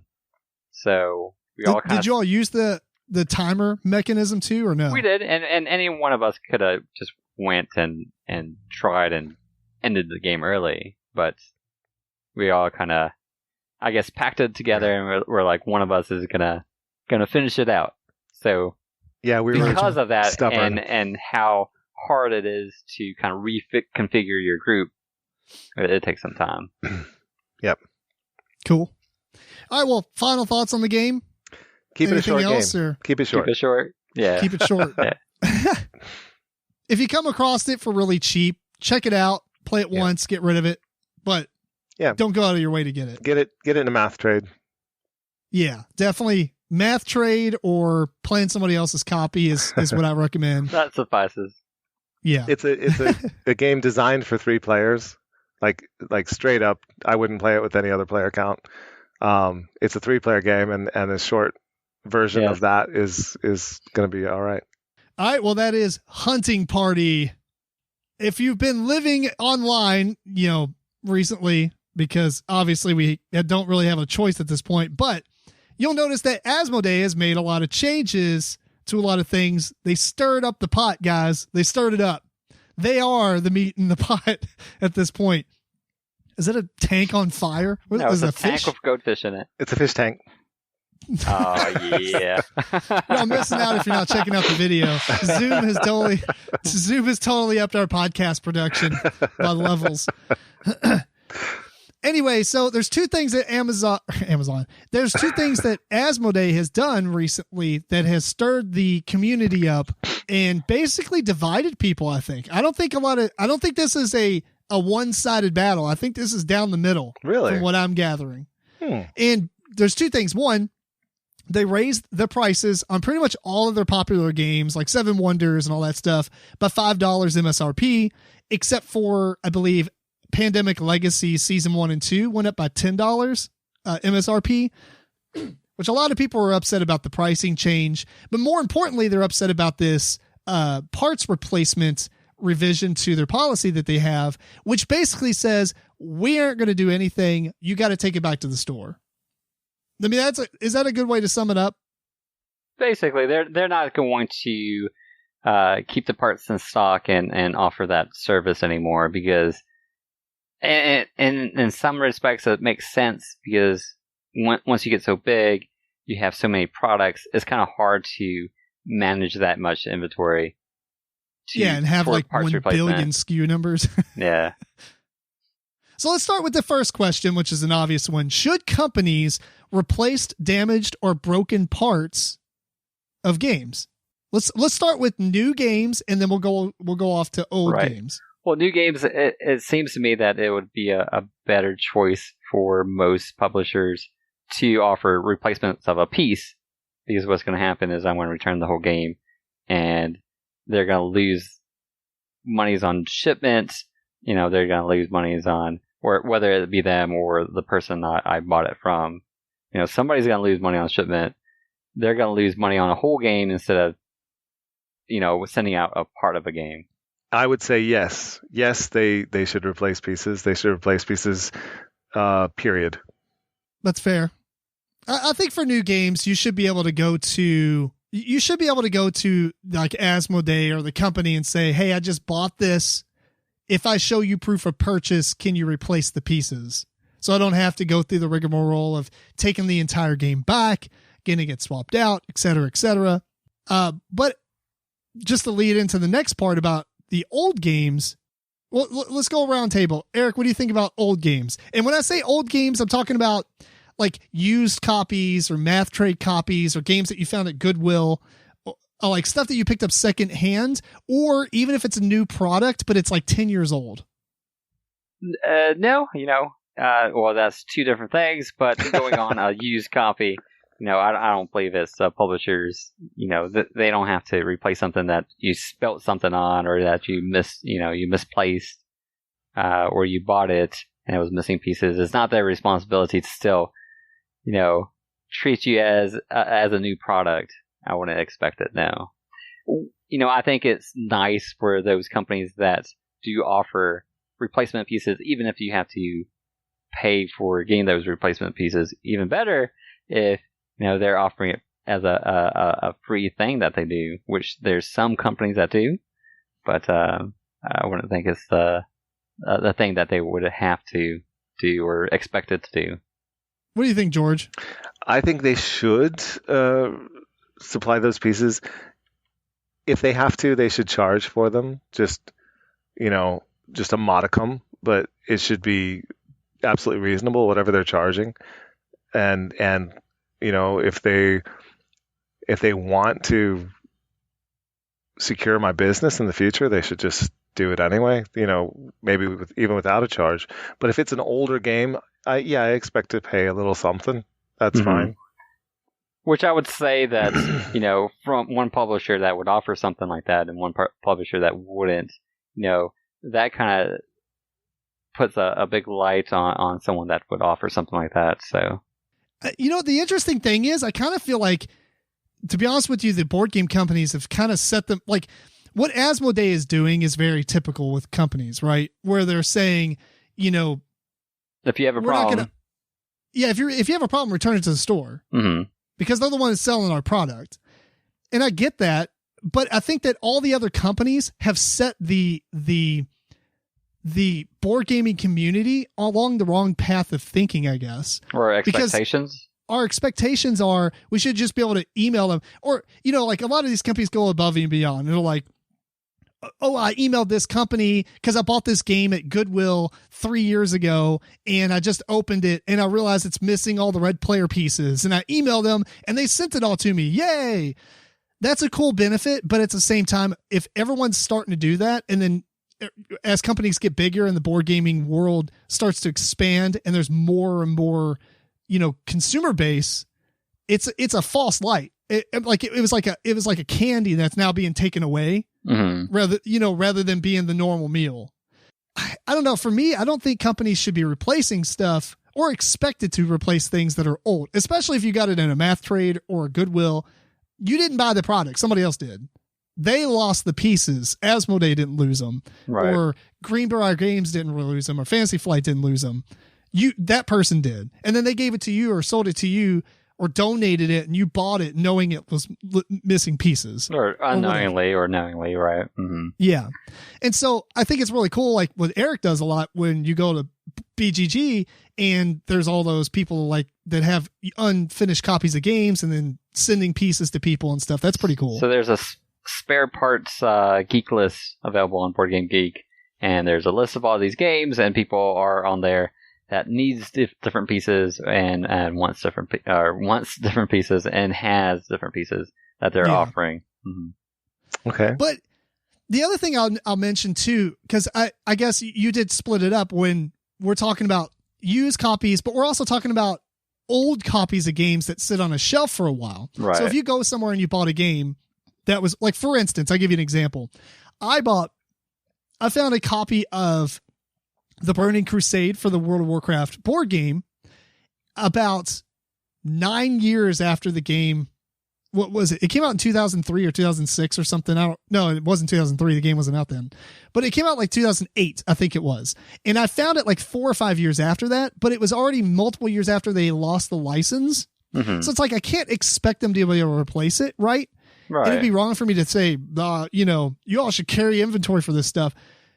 But I emailed them anyway, because what it was is it came with 2 of the same character model instead of coming with a Horde and an Alliance model. Mm-hmm. And I emailed them, was like, hey, I got 2 of the same model. They're like, we don't carry this anymore. It's out of print. Right. And so with a lot of these companies that have print runs that are 500 or 1,000 copies, it's really interesting that the community expects them to have a massive inventory of all these pieces in their games. You know what I mean? Bam. George has a pieces background. I mean, what do y'all think about that? I mean, because if a game's out of print and it's on a store shelf for 2 or 3 years after it's out of print and you buy it and it's missing pieces, I mean, the expectation, I mean, it's hard for them to live up to that.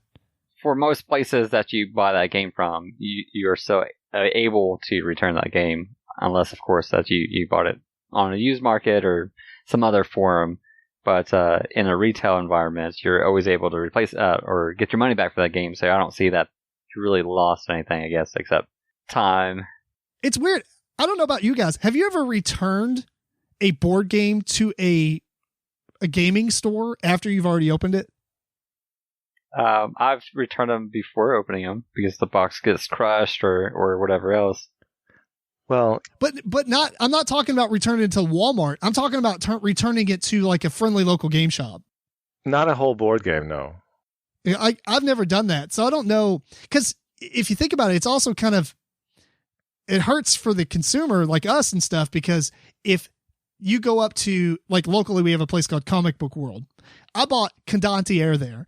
That game has been out, well, other than the new version, it was out of print for years and years and years, and they just had it on the shelf collecting dust for all those years. And I bought it because, we heard about it and stuff. And I was like, oh, that sounds awesome. I got it. But if it was missing something, Fantasy Flight wouldn't have any parts to replace it. And if I took it back to them and said it's missing stuff, not only do I get my money back, but they lost that game basically, because they can't go and return it to the distributor. I don't think, because it would probably be way past the time to do that. Right. I don't think a game store is going to take it back. I don't think so either. You're right. I think they would. Walmart and Target and stuff. I think you would have to. As a game store, if you're selling a product, you sold that product, and if it's missing pieces, I would expect that game store to take it back because I bought a product from you, and it's missing stuff, and it's your responsibility to they can't deliver a inventory product. It, though. That's Here's true. the thing. I've had the opposite happen. I've gone to a game store and bought a product from them, and there was a flaw in the product. It was card sleeves, and every one of those card sleeves had a line across the center of the card sleeve, and it was faint, but it was a line.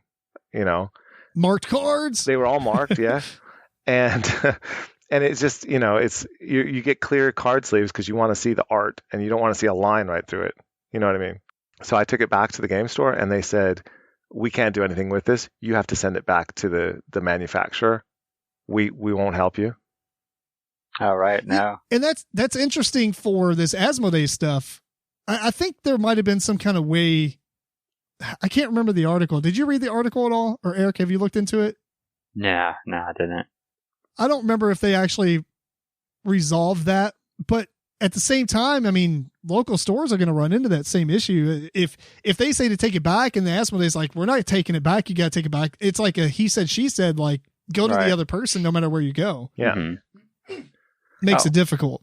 Well, what bothers me is you have Asmodee out there buying up every one of these other game companies. And these other game companies are the ones that have been decent and have, supplied you with pieces or been very helpful if there's any problem. And now Asmodee comes along and buys them. And it's the same, group of people making the same games. But now they tell you. I'll throw a twist at you, George, on that one. I can't finish because that I've heard that before on other things. And I'll say companies don't have to sell. They sell for a reason. So I don't know who you would be mad at, Asmodee or the company who literally sold their company to a bigger fish and adopted their policies. It's kind of like, it's not Asmodee's fault because that company could have said no. That's true, I suppose. But that wasn't the policy that wasn't the policy when it was bought. I mean, that's true too. But yeah. I mean, it's people are all, I do see this a lot online where people are saying Asmodee's going and buying everything. And it's like, these companies don't have to sell. These companies are selling because they're getting bank to sell their company and to join the Asmodee team, basically. Right. They could just say, no, we're not selling because we are passionate about our stuff and we want to keep it the way it is. So, sure. I mean, not that I'm getting on you. I'm just saying like the internet has that mentality anyway, because, with everything, it's like, oh, this company just bought this other company. Like, you don't just run into a place with a bag of money and you're like, you are now mine. So people, I mean, I guess you could still be upset with Asmodee, but at the same time, if they bought a small company, you kind of got to judge them in the same light that you're judging Asmodee because they made that decision to take away their friendly aspect and give it to like the corporation. Sure. Yeah. And I judge them. Yeah. Because the policy sucks. I would say 99%, if not 100. I must say that 99% of companies are trying to make money. Like that's the whole point of a business. I would say 100%. Except for maybe Splotter. No. Everybody else. Splatter's trying to make money. You don't think they make money? I don't know about that. I think they're just trying to break even so they can print their games. And there's no way. That's fine. That's fine. Companies are trying to make money. But here's the thing. They're instituting policies that make us not want to buy their stuff. Because if I buy their game now and there's something wrong with it, I can't get any kind of, solution to my issue. Why am I going to buy their stuff? Right. I'm going to get it. What I'm going to do is I'm going to wait. I'm going to get it on the secondhand market. And before I buy it, I'm going to make sure that the person I'm buying it from can account for all the stuff. Yeah. So this brings me to another point, which I've kind of asked online, but not anybody wanted to respond to me or whatever. How many times have you had this problem? Like I have over 1,000 board games and I can literally name on one hand, the games that I've purchased that were missing pieces that I didn't know about beforehand. Okay, I've probably had twice as many of those issues as you have, and I've got about equal number of games, right? So I mean, it's a pretty low percentage. Yeah, that's 10 games. That's $50 a game. Well, I mean, I guess if you're taking the $50 ones, one of mine was the average. expansion. I'm saying average. Yeah, right. Yeah. There's games more nowadays. There's so many games that are like $90 and $100. Oh yeah. Well, because like I bought the 4 and 5 or the 5 and 6 player extension to Catan base game, and it was missing like all the brown players pieces. Mm-hmm. But I mean, I took it back to I bought it at Books A Million, so I took it back to them, and I just returned it. I didn't even buy it because they didn't have another copy, but it was shrink wrapped. And then what's interesting is I bought it again, shrink wrapped from half price, and it was missing like half the production cards. I don't know what was going on with those extensions, man, but I just eventually I was like, screw it. I'm not going to worry about it. Yeah. It's probably not, but I'll just try it at 4 players anyway. Well, it would be so much better if you had a way of just buying the stuff from the company. Or just getting it for free if you've already bought it. Right. Yeah. Well, let's go to the next question, because you've kind of touched on a little bit of it. What are your thoughts on if the customer should pay for shipping or be required to make online store purchases that the publisher will add the parts to? The reason I bring this up is because I've ran into that before. I bought the one of the Ascension board games at Goodwill, and I was missing the board. Mm-hmm. And so I messaged him. I was like, hey, basically I don't have the board anymore. Mm-hmm. I think I actually, sorry, Stoneblade, but basically I said like somebody spilled something on the board and it's damaged, because I didn't feel like explaining anything else. Right. And I was like, how much can I buy the board from? They wouldn't even sell me the board. They were just like, if you make a store purchase, we'll just add it into your order for free. That's cool. Which I thought was cool. Right. But I would be mean, okay with that, or pay for shipping or something. Mm-hmm. Yeah. I mean, do you think we should be required or not? Required what?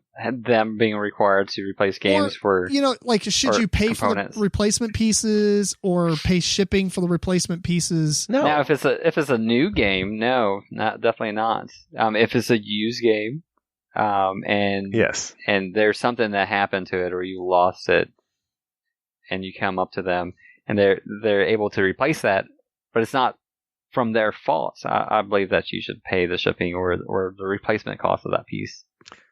Yeah, we could put a freshness date on board games. and if it's not past the freshness date, then no, you don't have to pay for it. Yeah. That's true. Or I guess really if it's still in print. But I guess when do you declare it out of print though? Yeah, no, just when it's out printed, just sell all their copies. It's out of print. A year and a half from that time, let's say. Something. Yeah. Something reasonable. Changes for like evergreens though, like like Seven Wonders that stays on the shelves all year round. I mean, right. So you should always be able to get a replacement copy, not a copy, replacement part. But not now for new copies. No, well, I don't know. Should you? I mean, if it's not a new copy, I mean, I agree that you should. Oh, if it's not a new copy, no, right. But I feel like this is a business idea. Somebody should actually have a store where they sell replacement components. eBay? No, not like eBay. eBay's already there. You can find a lot of game components on eBay. I've bought quite a few before. Well, we're going to talk about that in one sec. Okay. But what I mean is a company that is subsidized from all the other companies. Like Asmodee is like, we're not going to handle replacement parts, but we pay commission or whatever. I don't know how you would handle it, but you pay another company called like partsreplacement.com and boardgameparts.com, and they get all these components from all these games, and it's kind of like an Amazon warehouse where they have third-party sellers stuff in one big warehouse. Mm-hmm. You know what I mean? So like the customer comes to you instead of going to Asmodee, but they got official parts that were sent to them by the company, and they're doing all the reselling or getting you the parts and stuff. Fulfillment. But yeah, the fulfillment, but they get a little bit of cut from it too. Or something. Anyway, business idea for anybody out there who wants to be an entrepreneur. The next question was, which Eric, I stopped you on, notable stories on replacing parts with a publisher good and bad stories and whatever. Let's see. So I've actually replaced a lot of parts in the past. I can't even remember all of them. But recently, I guess Catalyst Games, I had a piece missing out of the Duke game that I had. I did email them. It took them a long time to respond to that email. It took them a long time to say, hey, we're going to ship this out. Even after they said that, it took weeks or even a month or two before they sent it out, but I did get it. So that's the story for Catalyst Games. North Star Games actually is supposed to be really good about replacing parts, and also they do replace the dry erase markers that are in their games. They do say if any of them go dry, they don't work anymore, that they'll replace them. Wow. So I had the base game. I need 27 markers. So I was like, I got 3 different games, and all of them don't work. So they just had me take a picture of the back of the boxes for all 3 games, send it to them, and they sent me new markers. So kudos to them. Then going back on the Board Game Geek list, there was, or maybe still, there is a company that is out of Seattle, Washington, called Card Kingdom. I believe they are either a store or somewhere where's that place in Canada that you go and play? Tim's been there. The Snakes and Lattes? Yeah, it's kind of like a steak. I believe it's like a snakes and lattes type of environment where people come in and play games. So they have to replace some of their games because worn components or some pieces get missing or go missing. So they used to put a lot of those games on this geek list for people, to get replacement parts from. But that the last time they put any games on there was 2017, and back in that day they helped me out with quite a few games. But that game they are called Card Kingdom. Like I said, Seattle, Washington. So if you're in that area, they're pretty cool people. Now the geek list did change from that time period. They made a new one in 2018, and that geek list is going till now, 2020. But it was too much work for them to kind of migrate all that data or posts that they had in the old forum to the new forum, so they didn't do that. So I'm not sure if they're still doing parts, but back in the day, they used to send out a lot. Cool. What about you, George? Have you got any stories to mention about parts replacement? Well, one that I'll mention, there's a game called Days of Steam, and it's a train game.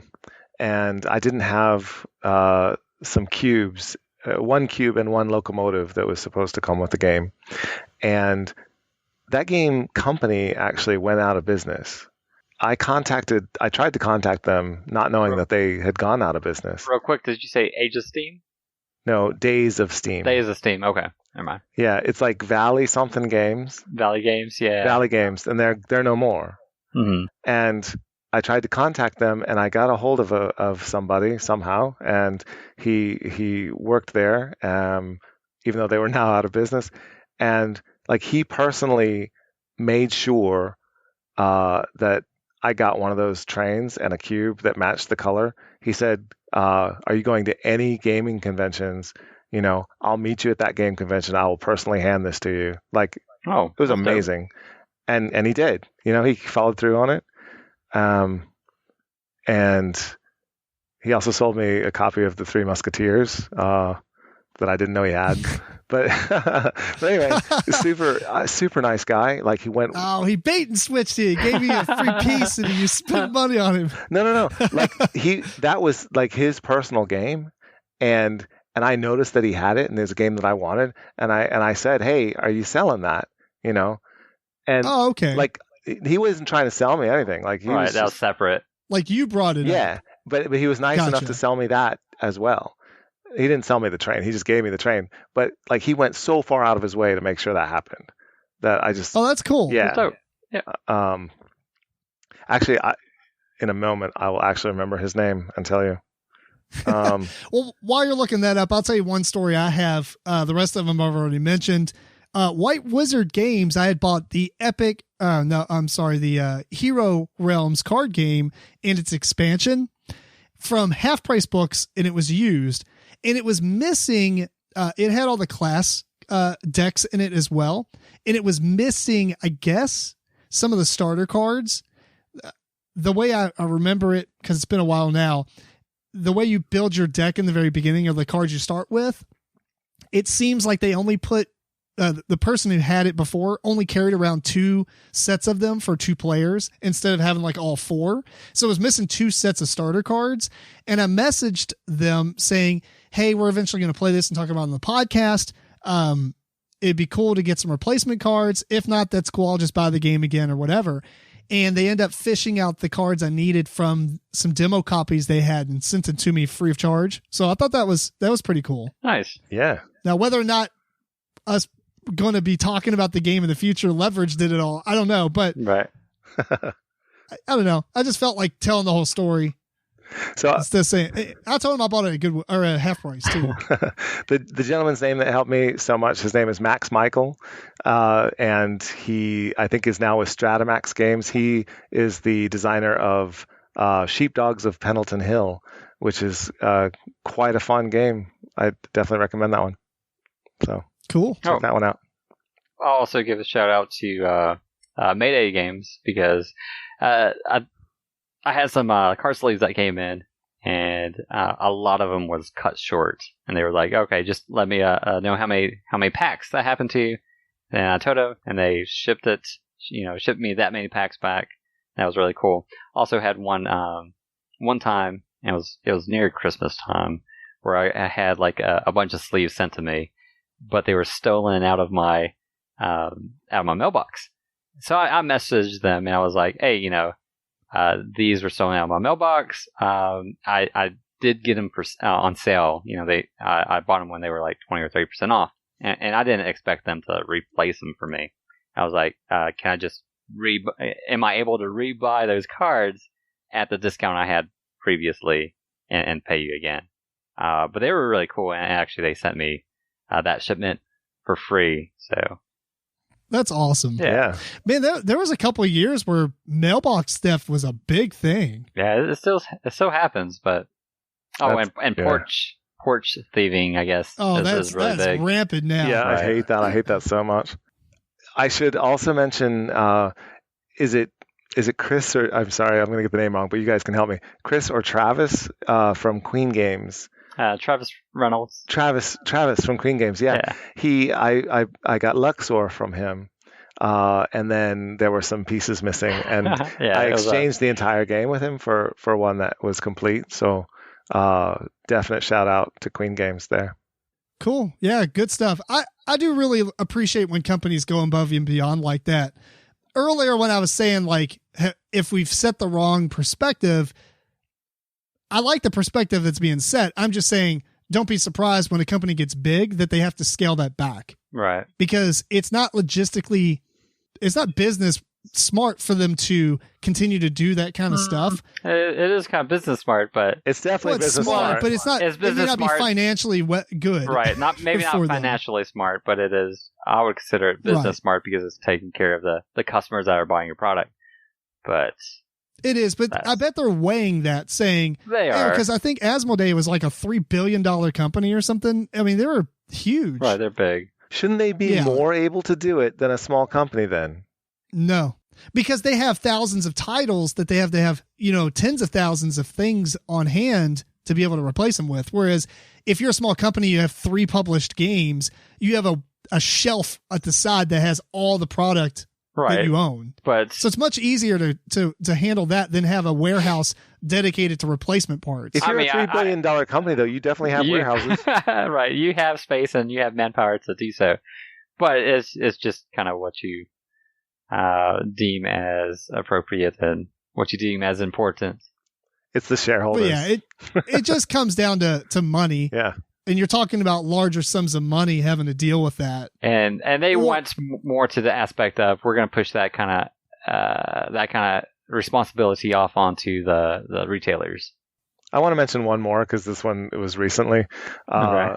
The company is Silex. They do Dreamscape, and there was. Oh, I was gonna tell you, remind you about this one. Go ahead. Yeah, on the board itself, there was a wrinkle across the spot with the king on it. You know, that whole panel, and they sent me an entirely new board and did not charge me for that. That's awesome. It is just top rate. So now I have the other board, and I'm going to turn it into art. Wall art. Yeah. All right, cool. Well, anything else you want to add before we move on to our top 5? Nope. I think I'm good. Eric, I did have one more question on here, but I think you answered it throughout this whole topic. Oh, yeah. Which was alternate methods of replacing parts. Gotcha. Yeah. Go to eBay, Board Game Geek. Also, not only can you go on Board Game Geek and go to that spare parts list, if you go to a game in general, there's a section where you can see that if people are looking for parts, or there's a if you go into, is it with the same thing where it says like players owned, players want, players if you go have, to all that parts kind of needed? all that information, there's a kind of like a clicking link that you can go and see anybody that has parts for that game or wants parts for that game. Nice. All right, we're gonna do our top 5. Sure. Let's do it. And so for the top 5 of this episode, we have our top 5 favorite quote unquote go-to games. These are games that we go to for various reasons.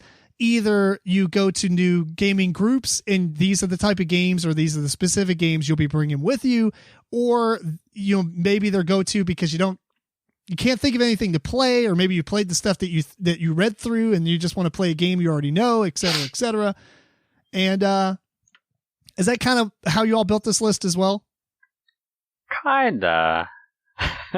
Well, how I kind of did it is, hey, I'm looking for a 2-player game. What's kind of my go-to game at the moment? Or family George, game. Is this foreshadowing or no? It is not. This is not. Okay. No, it is a good game though. That's Lewis and Clark, right? Yeah, I love that game so much. Right. Yes, totally on board with that. But all right, go ahead. It's not Eric, a go-to because it's a bit heavy for like. It is. My idea of the go-to game was like, I can bring this game out, I can teach it to anybody, and I know we're gonna have a good time. Okay. All right. What was your reasoning, Eric? Then we'll begin. Oh, going back to me. Okay. My go-to games were more like, hey, if I'm going to pick up a 2-player game to play right now, or a family game, or an abstract game, which would I pick out right now as a go-to? So mine's kind of like subdivided into those topics or genres or mechanics. I did the same. Cool. I divided mine into different groups, but the idea for me was, this is what I've never failed to have a good time with this game. It's never gone flat or had a bad experience. Right. I did something slightly different. I looked into my BG Stats app and I looked at all the games I'd played the most, and I ruled out the ones that I played the most because like maybe they're a 2-player game that you just play like 1,000 times in a row. Right. Spyfall. I didn't totally ignore all those, but at the same time, like if I saw a game that, I had played a lot, then it made sense to me, just from memory, that I took it to different game groups, or even if, I didn't take it to different game groups, it's a game that we constantly go back to and play over and over and over. And in a Sounds environment like where you game. have, in an environment where we have like 1,000 board games, literally 700 to 1,000 games released each year, playing a game 10 times is actually pretty hard. I mean, there's a whole reason that people make these challenge some groups. There's a lot of groups that play the same game over and over. Yeah, but you can't. It depends how you count it as well. Like I said Spyfall because like how do you count every round as one play, or is it like the whole session? Yeah. Right. I do because I don't like the way that they do the scoring. Because you're supposed to play and get points, and it's the first to get 5 points or something like that wins. No one does that. It's like telestrations. Yeah. No one plays for points in that. Yeah. But like, for instance, like Brave Rats or something that takes you like 5 minutes to play. Right. You might sit down and play it 20 times. That's individual plays for me. So like, for instance, Brave Rats is one that I was talking about. I ignored that one because it's not really a go-to game. Right. I may have played it, like sat down to have a session 4 or 5 times, but played it like 3 to 5 times each time I did that. Mm-hmm. Okay. So anyway, Eric, you want to begin? Sure. All right, do your number 5. So, just as a heads up, these 5 aren't in order for me. My best go-to versus like I said, mine was more in categories. So, the first one is, if I'm looking for a war type of conflict type of game, my go-to game right now would be Rising Sun. It has, negotiation aspects in it. It has team play aspect in it. Awesome minis, variable powers. I like all that, so yeah, right now for me, that would be my go-to conflict type of game. Cool. Nice. I have yet to play this. I feel so bad. Oh my goodness! Because I really think that, one, I just absolutely love feudal Japan, so it's totally up my alley. Yeah, I think you'll like it. You think like the gameplay and everything I like too? Yes, it's fantastic, honestly. Ah. I got the Kickstarter stuff, so. All right, now, well, we're out of quarantine. It's happening. All right. I do like that game George, too. Do you have Robots. a picture for every game you're going to talk about? No, I'm messing We're with going your through head. some games. Yeah. This is not a game. None of these pictures are going to be games that I'm going to mention. Nice. I did like that game a lot more than I thought I would. This is Ricochet. What's the picture of? Ricochet Robots. Mm-hmm. Oh, okay. I do really like this one. Yeah. I did end up picking up that Meeple something game by Mutant Meeples. Games. Yeah. Yes. I do like that one better than this one even. I think I do too. Yeah. Need to play it On again. topic, Yeah, George. What's your number 5? Okay, I didn't actually rank them in order like numbers, so I'm just gonna say my game, like this is a heavier game, which is gonna be light. Yeah, it's a heavier game that has lots of gamery aspects to it. But I've taught this and played it with my parents, who, I love them. They're not like gamers, Yeah. And I've played it with new groups of all new people, and I've always had a great time. Everyone's always loved this game. It's called Robinson Crusoe: Adventures on the Cursed Island. Interesting. Okay. That is just a top. That is not a light game. No, that's not a light game. Okay. I give you props for that one. I give you props for getting new players into that game as well. Then. Absolutely. I love to teach this game. I love, the game. The rule book is horrible, but I've got this game. What about down. the revision? Do you have the second edition? No, I do not. No. Oh. No. It does have it has the cooperativeness going to it. So even if you don't explain it that well, you're working together. But you're the working story together, so it's aspect of it is so strong that I've always just had a really good time playing with it. So we played it twice. Yeah. The intro scenario. Yeah, we keep playing the same intro multiple times. I would like to get to the table again and actually. Basically, we just gather wood. Yeah, that's all we know. Get past intro. So you gather wood and then you die, is what you're saying. Pretty much. Yeah. Okay. Yeah. Although we did beat it the first time, but then we realized the rule book didn't explain something right. We were doing it wrong. So not surprised. Yeah. Then we changed that for the second playthrough and then lost because of that rule change. Then we never played it again. Yeah. All right, well, we're definitely playing it sometime because it's one of my top favorites. Nice. Yeah, I do really like it. My number 5, mine are kind of in not order as like categories or anything. Mine is probably more in the order that I would likely to break them out. Okay. Except number 5 is probably the only exception to that rule. And it's Dead Last by Smirk and Dagger Games. This game is literally my ultimate party game just because it's so arbitrary and it just makes no sense. You're just like, all right, we just vote and who kills what? That was terrible grammar. We just vote exactly what kill you somebody. do. Yeah, that's pretty much it. That's the rules. Yeah. Gather gold. Yeah.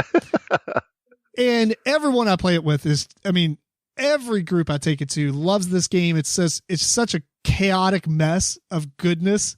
I love it. So good. So good. Agreed. Great game. It's it's the newer version of Tontine, and I have that one, and I really love it. Yeah. Nice. I was back to number me. 4. All right, this is kind of my abstract category for me, and it's going to be Azul.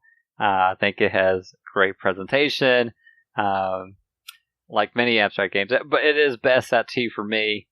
it gives you a lot of opportunities to make some good plays, and it gives you some opportunities to be a little bit mean to you. So a lot of times you don't get that in some abstract games. I know Tim doesn't like the meanness in the game, but no, I like the mean. No, I just didn't like that penalty thing. Well, yeah, that's part of the meanness in it. You can get your opponent to grab all these tiles and drop them on the floor or whatever, and get negative points. Where I guess you don't like the negative point aspect of the game. Yeah. Every once in a while, you look like you glitch in the Matrix, Eric. Oh, this Zoom meeting stuff's cool. It is a well-designed game. Yeah, Azul's a great choice, I think. Yeah. And I'm curious about the newer versions of it with the Summer Pavilion. I haven't played any of the newer versions. I haven't either. Okay, we got to put that. I'm assuming they are different enough games, but I haven't tried them. I've heard people say really good things about the Summer Pavilion. We've got to try that soon. Yeah. Okay, so my next one is my non-gamer game, and no, it's not Ghost Stories. It is actually Dingo's Dreams.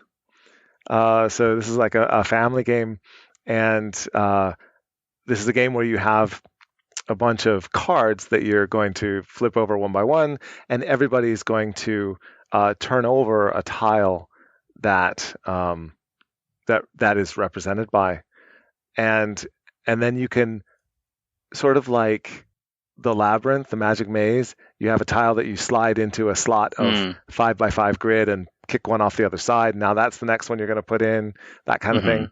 So you're trying to end up with a specific pattern that you're going to make, and everyone's trying to do that. But the way that you do it, of course, is going to be different depending on which tile you put in where. And it's so simple. It's so laid back, easy play. I've had great success with Dingo's Dreams. I have not played this one. I'm assuming not either. Yeah. Okay, we got to try it. Yeah. If we kept we should just make a top 5 games we want to play that George has mentioned. That's right. Top 20, top 35. Yeah.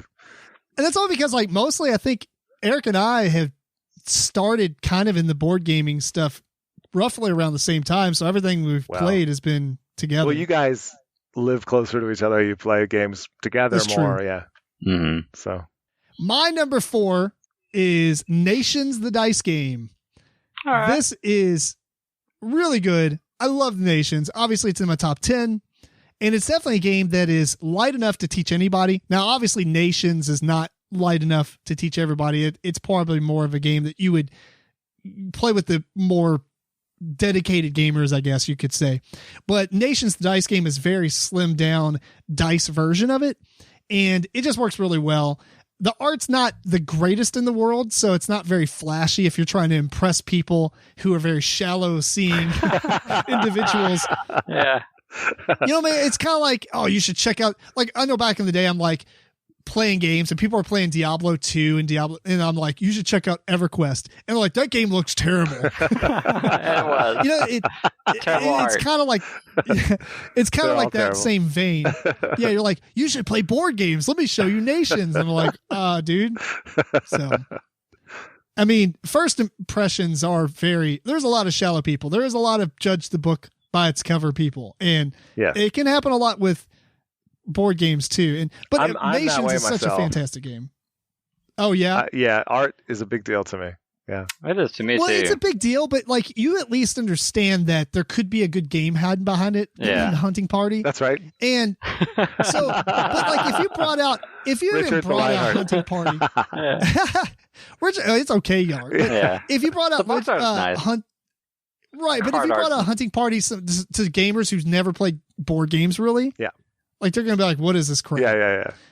So, that's true. Anyway, Nations is a really good game though, and it's easy to teach. It's really fast play. I mean, it's like 45 minutes dead on with max player count, and so it's a really nice introductory game.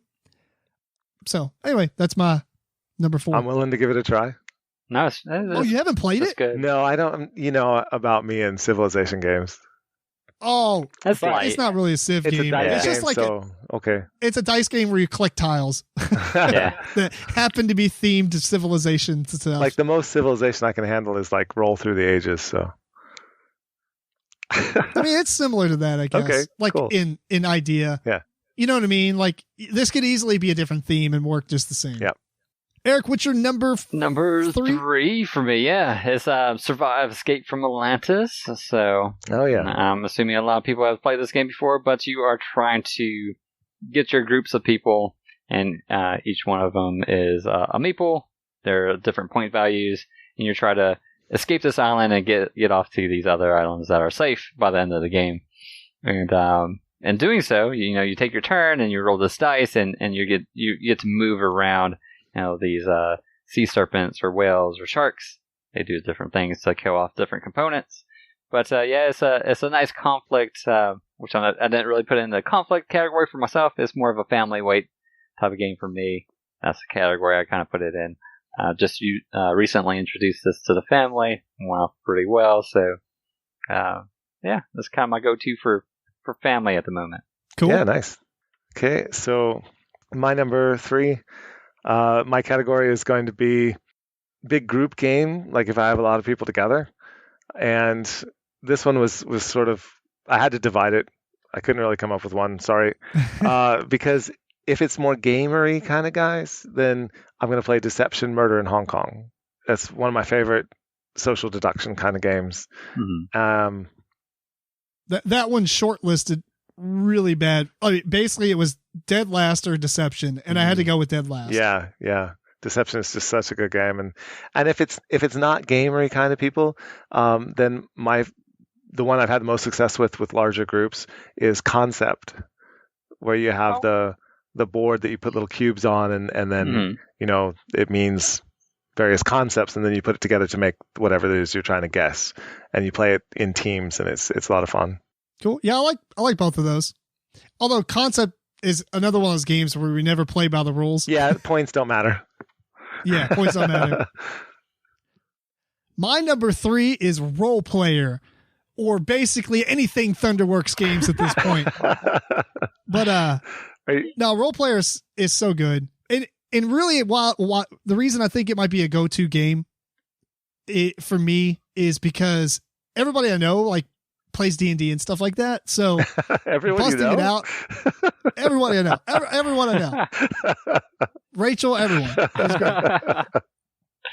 But it's just such an easy theme to get into. I mean, obviously it's fantasy, but the idea behind it with that 3rd edition character building mentality and nostalgia, it's really nice to bust out and relive that frustration of building a character with crappy dice rolls. But no, Role Player is great. Nice. Cool. For me, number 2 is also for 2-player games. My go-to at the moment is Revolver, and I picked up all these little expansions that go with it, so never run out of content for that game at the moment. But it is an asymmetrical game where one player is playing this culty gang that's trying to get to this train, the 315 express train out, and another player is playing the Colonel McReady and his gang of lawmen, or it's not a gang of lawmen, I guess, but his men, and they're trying to stop Colty from making to the train by killing him off. And awesome 2-player game. It has some deck building mechanics to it. You build that deck beforehand. I usually just build these 2 decks that work well with each other, and we trade them off. So, okay. If you haven't tried it out, I know Tim's played it at least once. I played it multiple times. A couple times, yeah. And then, I mean, only with you, but yeah. I've played Revolver 2 several times. Okay, which I haven't played. I do have Revolver 2. I haven't played it. But. Yeah, it's. I think it's very similar from what I understand, but I haven't played the first one, but I do like the second one quite a lot.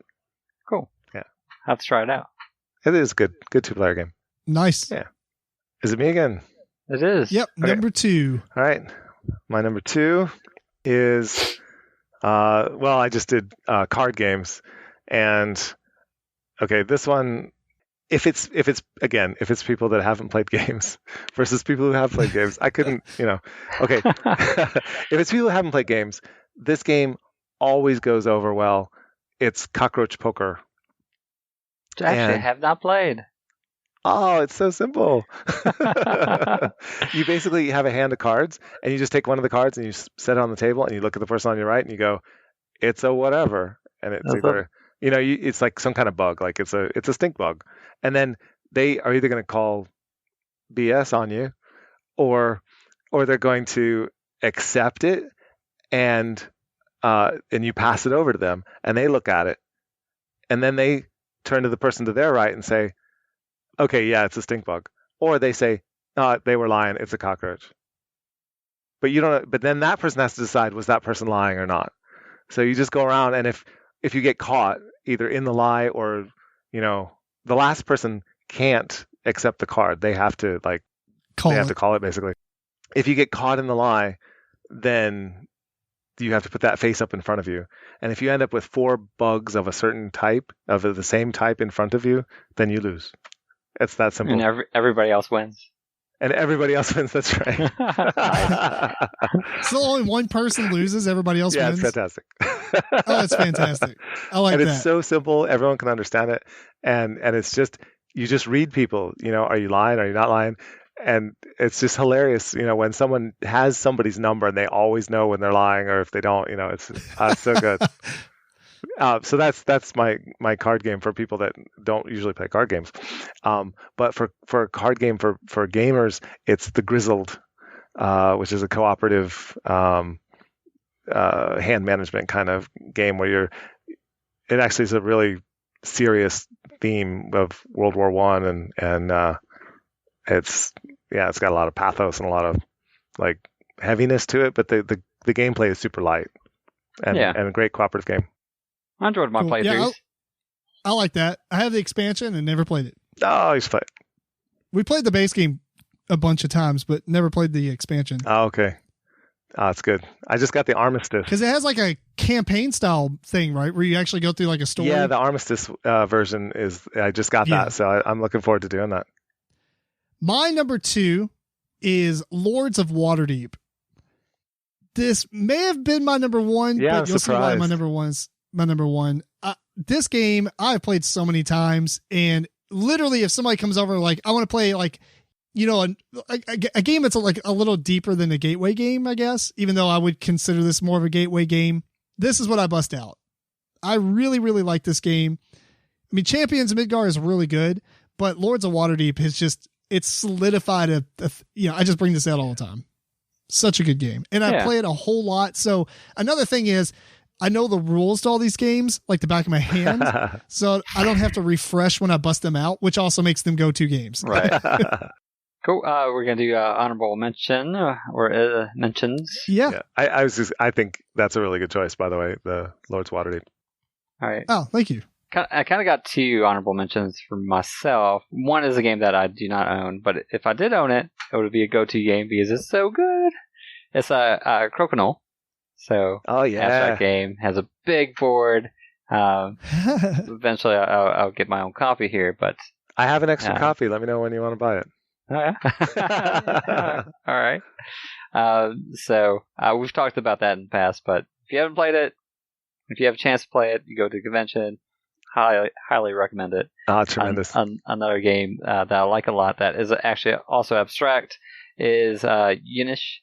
It's not the best looking game, and maybe that's why I didn't put it as my favorite go-to games, but as far as gameplay and abstractness, Yinch. Yeah, what did I say? You said Yinish. No. It's like the abstract version of Inish. Yeah.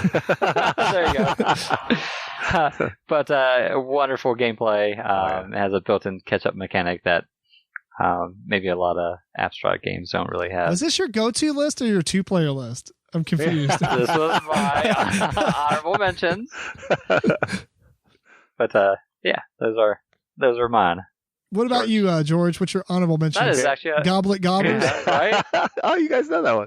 Yeah. I like it. It's not that one. It's that's just a picture. But for my honorable mention, I guess I'll do word games because a lot of people don't like word games, so I'll just make it an honorable mention. But I love word games, and I have 2 that are kind of different styles of game. One is called Dabble, and you get 20 letter tiles, and you get a tier system, and you have to make a 5-letter word, a 4-letter, a 3-letter, a 2-letter word. Yeah, that makes sense. 6, 5, 4. Yeah, 6, 5, 4, 3, 2. And you have to do that as fast as you can, and they all have to be legitimate words. Oh, I would hate this game. It is so fun. I don't like real-time games. I don't really like word games. So you've got these 20 letters, and you just got to figure out, how can I make it work? How can I make it work? And you're just moving them around. It's so great. Okay, and then you pass it. So then the next person gets your 20, and you get their 20, whatever. We played this before too. Anyway, I remember playing it. Wasn't it good? It was good. It was all right. Oh no, I'm thinking of a different word game where you pass the same letters. That's Stinker. This one you'd redraw 20 actually, so that you don't have the same. Anyway, and then another word game that has never gone wrong for me is called Tapple, and it has this wheel that has a bunch of letters. Tapple's fantastic. Tap them down, and you have to name a word that starts with an A, and then one that starts with B, or you jump around and you're running out of letters, and pretty soon you're in a category and it's fruit, and you have to come up with a fruit that starts with J, and you're stuck. I lost. So yeah, it's good. Cool. I have 2 honorable mentions. One is Tumbling Dice. I figured I talked about it pretty much on every list I can talk about, so I just threw it an honorable mention. My actual honorable mention, though, is Splendor. The reason I say that is because in the past, this probably would be the game I would take. It was a pretty big staple of a go-to game, and it's slowly being replaced by Gizmos. Yeah. But I haven't played Gizmos enough to really consider it to be on this list, which is why Gizmos is the honorable mention. What's the game? Have you played it yet? Oh yeah, I've played both. Gizmos, yeah.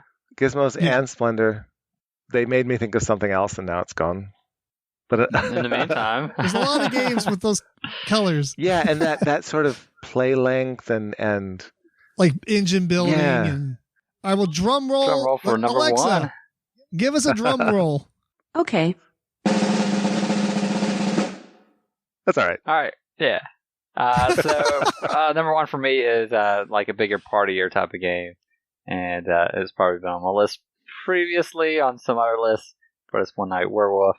If you have say 4 to 10 players, you got 10 minutes, or you have a couple or many 10 minutes.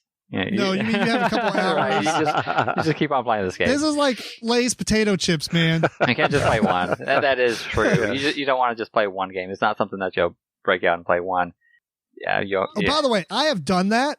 Yeah. You do not feel satisfied afterwards. I'm not even joking. I would probably agree with that. No it's way. never happened that you just play one anyway.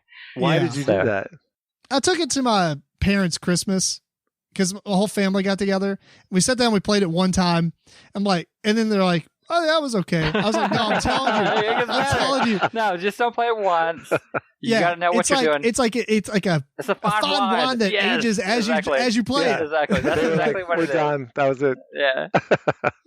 Yeah, they're like, "All right, let's get let's open presents." Right. So I've heard people not like this game and maybe only played it a few times, but it does take some repeated plays, knowing what the characters do. And play with the same group. It gets better even the more you play it. Right, and I think the biggest thing is you have to play it a couple of times in a row because sometimes there is just a bad play. Yeah, I mean, where stuff happens and you're like, "Oh, I know exactly what happened," because maybe the one person said something and it made no sense, and you're like, "Oh, you're the werewolf." Yeah. Okay, you ready? Yeah, right. You got those games, but you have some games that are like, "What just happened? How did you figure that out?" Yeah, right. Yeah, definitely. Or the game gets ruined because someone says, "Oh, I felt so and so move when they did the thing." Yeah, like I felt your arm brush my leg as you went to, flip the card. Like, down. oh, now the game. Right, so like ruined. Stuff like that, that'll just ruin that play. But the game's so short, you might as well play it. Yeah. Multiple times in a row. Yeah, that's a great game for sure. All right, what's your number one, George? Okay, so my number one, which I'm assuming is not what the picture is. It's not. No, the picture is Winner's Circle. But the the category that I put for number one is just because it's one of my favorites, and it's like a trivia game category. And so again, I have two. So one this of them is a short list. I had to do two for trivia. Yeah. One my absolute favorites that people who've never played board games before have always enjoyed as well is called Timeline. And there's all the little timeline games, and you take cards that have various things on. They might be discoveries, and like, when was, I don't know, the Pacific Ocean discovered, or when was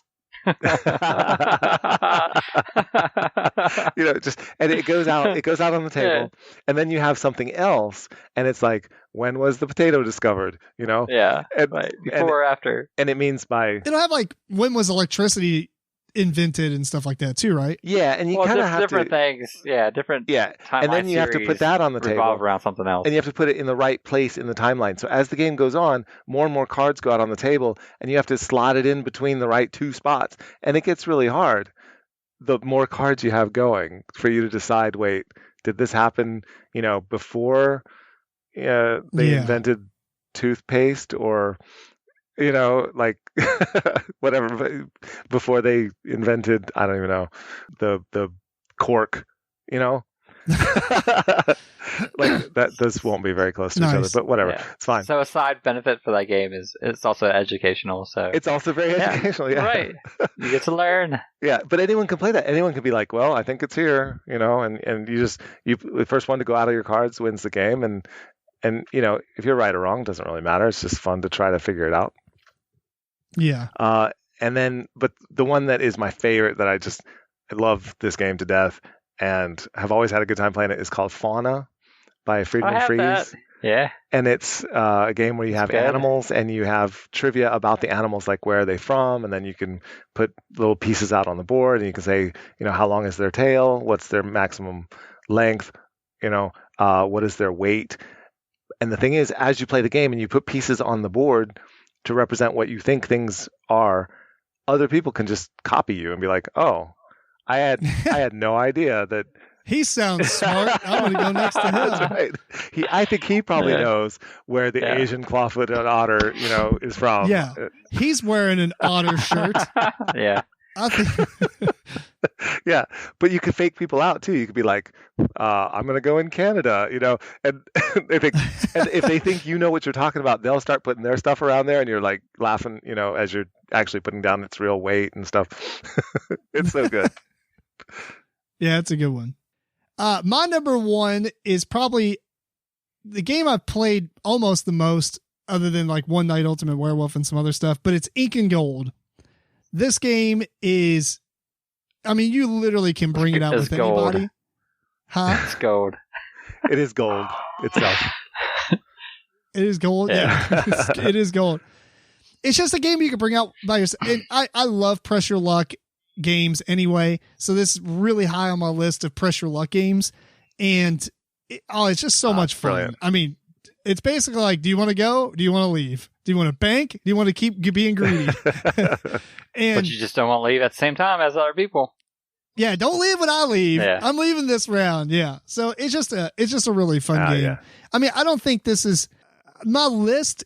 Wasn't my, obviously Role Player and Nations are some of my two favorite games, but Ink and Gold is something I'm going to be going to much more often, because different groups may not be in the position where they want to play a game like Role Player or Ink or Nations, or maybe don't have enough time to do so, or maybe the player count or whatever. It just seems like Ink and Gold is a game you can get to the table pretty often. Yeah. And it's a game that I go to quite a bit. So. And anybody, like you say, anyone can play that game, and everyone has a good time. It's a push your luck, one of the classics. It's fantastic.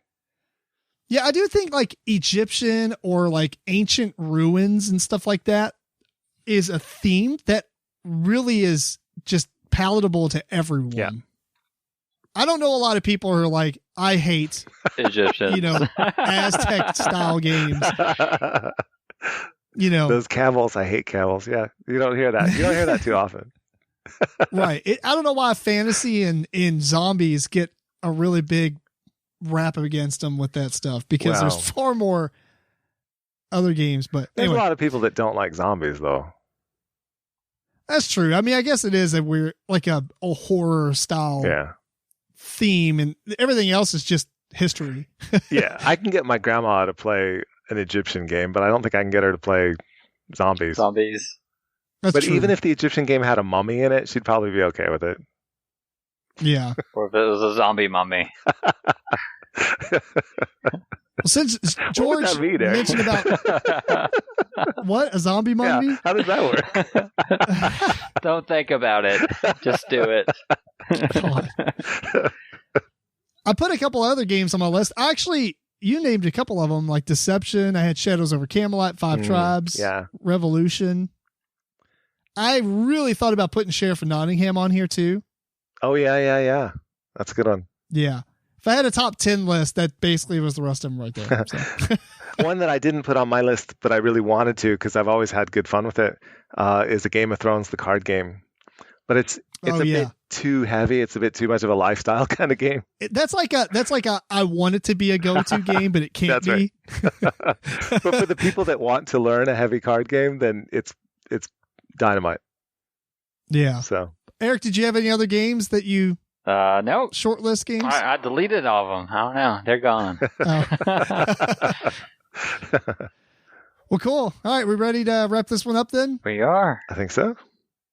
All right. We want to thank you again for tuning into episode 93 of the MeepleCore Podcast. This episode was recorded on April 7th, 2020. Please send us questions and comments at Gmail or to MeepleCore@gmail.com. Follow MeepleCore on Twitter, Facebook, and Instagram. Check out the video versions of the show on YouTube.com/MeepleCore. Till next time, this is Tim Jennette, the Metal Meeple. Eric Ledford. George Breden. Keep on rocking and rolling dice.